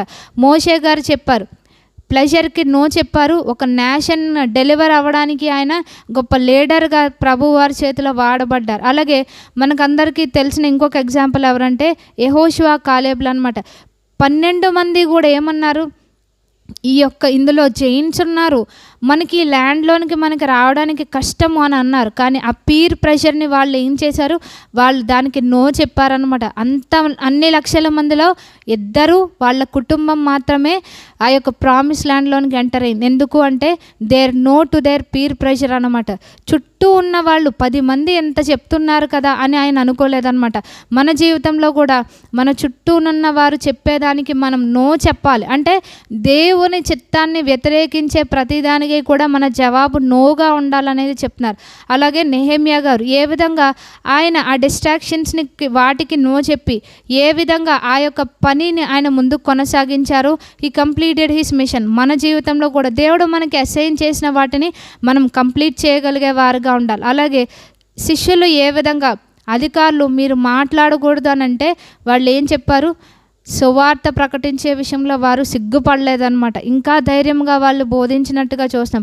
సో యేసుక్రీస్తు వారు ఏ విధంగా ఆయన తండ్రి చిత్తానికి అప్పగించుకున్నారు, మన ఆత్మలను ఆయన రక్షించారు. మన జీవితంలో కూడా మనం కూడా మన సెల్ఫ్ విల్ని ఎప్పుడైతే మనం విడిచిపెడతామో, తండ్రికి మనం ఎస్ చెప్పేవారుగా ఉంటామో, మన ఆత్మలు రక్షించబడతాయి, మన కుటుంబంలో వారిని కూడా రక్షించేవారుగా మనం ఉంటాం. సో మనం ఏం నేర్చుకోవాలి అంటే నో చెప్పాలి. దేనికి అని మనం నేర్చుకున్నామంటే దేవుని చిత్తంను వ్యతిరేకించే వాటికి. దేనికి ఎస్ చెప్పాలంటే ఎస్ టు ట్రూత్, సత్యానికి మనం ఎస్ చెప్పేవారుగా ఉండాలి, అందులో నడుచుకోవాలి. ఎస్ టు ఫ్రీడమ్, దేవుడు ఇచ్చే ఆ స్వాతంత్రంలో నడుచుకోవాలి. ఎస్ టు పర్పస్, దేవుడు మనకు నియమించిన ఆ ఉద్దేశంలో నడుచుకోవాలి. ఫైనల్లీ ఎస్ టు గాడ్ అనమాట. దేవునికి మనం ఎప్పుడైతే అంగీకారంగా ఉంటామో ఆయన పనిని మనం పూర్తి చేసేవారుగా ఉంటాం. సో ఇంతవరకు మన జీవితంలో అనేక విషయాల్లో మనలను నలగొట్టే వాటికి, మనలను బాధపరిచే వాటికి మనం ఎస్ చెప్పాం. Yes to pressure, yes to compromise అనమాట, ఎస్ టు సైలెన్స్. ఎప్పుడైతే మనం నిలబడాల్సిన ప్లేసెస్లో మనం ఏం చేసాం, మనం నిశ్శబ్దంగా ఉండిపోయాం, వాటికి మనం ఎస్ చెప్పాం. కానీ ఈ దినాన్ని నుంచి ఏం నేర్చుకోవాలంటే నో చెప్పడం నేర్చుకోవాలంట. దేనికి అని అంటే ప్రత్యేకమైన జీవితం జీవించడానికి ఏదైతే కాంప్రమైజ్డ్గా సిన్ నార్మలైజ్డ్గా కనిపిస్తుందో వాటికి మనం నో చెప్పాలి అని ప్రభు వారు తెలియపరుస్తున్నారనమాట.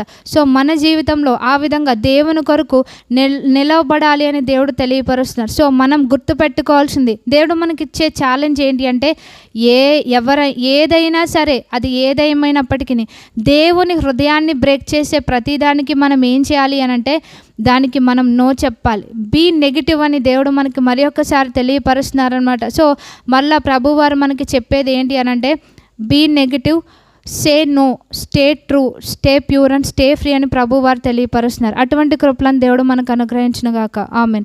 ప్రార్థన చేసుకుందాం. మహాగండవైన మా తండ్రి యొక్క సాయంకాల సమయంలో నీ పాసన్నిధికి నడిపించారు, మీకు వందనాలు.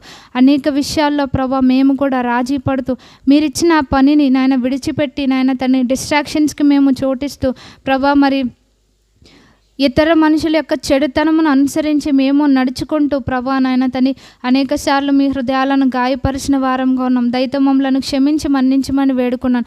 మా జీవితాల్లో ఏ విధంగా ప్రభా మీ నుంచి దూరం చేసే వాటికి మేము నాయన నో చెప్పాలో నాయన మాకు తెలియపరచమని వేడుకున్నాను. మనుషులు అభ్యంతర పడతారని ప్రభా, వాళ్ళ యొక్క ఫ్రెండ్షిప్ కోల్పోతామని, మా కంఫర్ట్స్ కోల్పోతామని ప్రభా మరి నాయన అటువంటి మైండ్ సెట్ మాలో ఉంది ప్రభా. దయతో క్షమించి దాన్ని తొలగించమని వేడుకున్నాను. మీ చిత్తం నుంచి తప్పించే వాటిని విడిచిపెట్టుటకు మాకు సహాయంను శక్తిని దయచేయండి. అనేక విషయాల్లో రాజీ పడుతున్నాం ప్రభా, దయతో మమ్మలను మన్నించమని వేడుకున్నాను.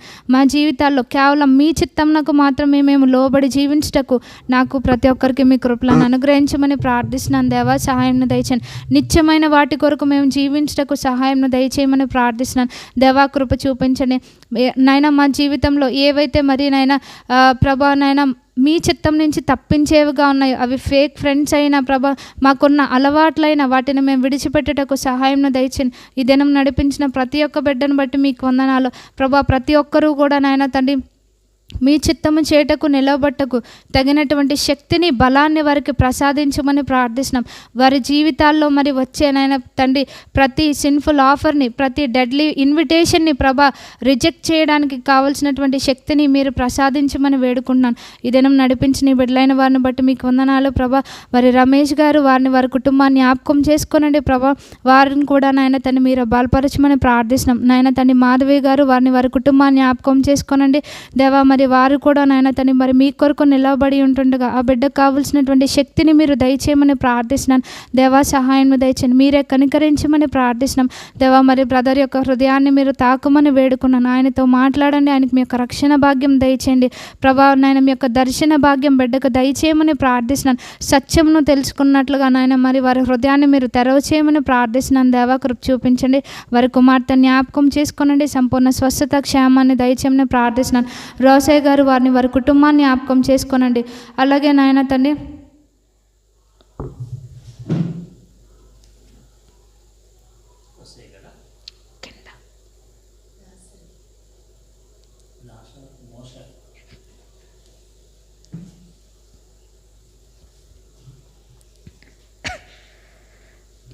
ప్రభా, అలాగే నాయన తండ్రి సమయంలో నేను మాధవ్ గారికి మరి ఆ మాటలో ప్రభు వచ్చిన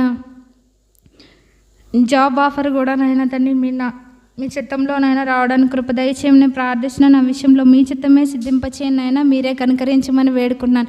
జాషువా రాజు గారి కొరకు ప్రార్థిస్తున్నాం నాయన తండ్రి. వారిని కూడా మీరు దయతో జ్ఞాపకం చేసుకోనండి నాయన తండ్రి. బ్రెయిన్ స్ట్రోక్తో బాధపడుచుంటుండగా బిడ్డ యొక్క బ్రెయిన్ని తాకండి. ఎక్కడైతే ప్రభా క్లాట్స్, హ్యామరేజెస్ ఉన్నాయో నాయన తండ్రి వాటిని తొలగించి సంపూర్ణ స్వస్థత, చక్కటి బ్రెయిన్ హెల్త్ దయచేయమని ప్రార్థిస్తున్నాను. మీరు పొందిన గాయంలో చేత బిడ్డకు సంపూర్ణ స్వస్థత క్షేమాన్ని మీరు ప్రసాదించమని వేడుకున్నాను. దేవా మీరే కనికరించమని వేడుకున్నాను. ఆయన బ్రెయిన్ని మీరు తాకండి ప్రభా, కృప చూపించండి. అలాగే పీపుల్ స్టాక్ వారిని కూడా మీరు జ్ఞాపకం చేసుకోనండి, మీ కృప చూపించండి. నేను అగస్టస్ వారిని వారి కుటుంబం కుటుంబాన్ని జ్ఞాపకం చేసుకోనండి ప్రభా, మీ కృపలో భద్రపరచమని ప్రార్థిస్తున్నాను. అలాగే ప్రభా నాలా మోషక్ గారు వారిని కుటుంబాన్ని జ్ఞాపకం చేసుకోనండి, మీ కృపలో భద్రపరచండి దేవా. మేమందరం కూడా మీరు అక్కడ పర్యంతం వరకు నాయన మీ కొరకు నిలబడే వారంగా మీరు మాకు అప్పగించిన పనిని ప్రభా మరి నాయన తండ్రి మేము మధ్యలో విడిచిపెట్టి నాయన తండ్రి ప్రభా మరి నాయన వ్యర్థమైన వాటి కొరకు నాయన తండ్రి మేము వాటి వైపు తిరగకుండా మాకు మీ కృపలను అనుగ్రహించమని యేసునామమున వేడుకొంచున్నాం తండ్రి, ఆమేన్. పరలోకమందున మా తండ్రి, మీ నామం పరిశుద్ధపరచబడును గాక, మీ రాజ్యం వచ్చిన గాక, మీ చిత్తం పరలోకమందు నెరవేర్చబడినట్లు భూమి యందు నెరవేరబడును గాక. మా దినహారం నేడు మాకు దయచేయము, మా ఇలా అపరాధం చేసిన వారిని మేము క్షమించిన ప్రకారం మా అపరాధములను క్షమించము, మమ్మల్ని శోధనలోని తెకాదృష్టిని తప్పించము. రాజమా శక్తి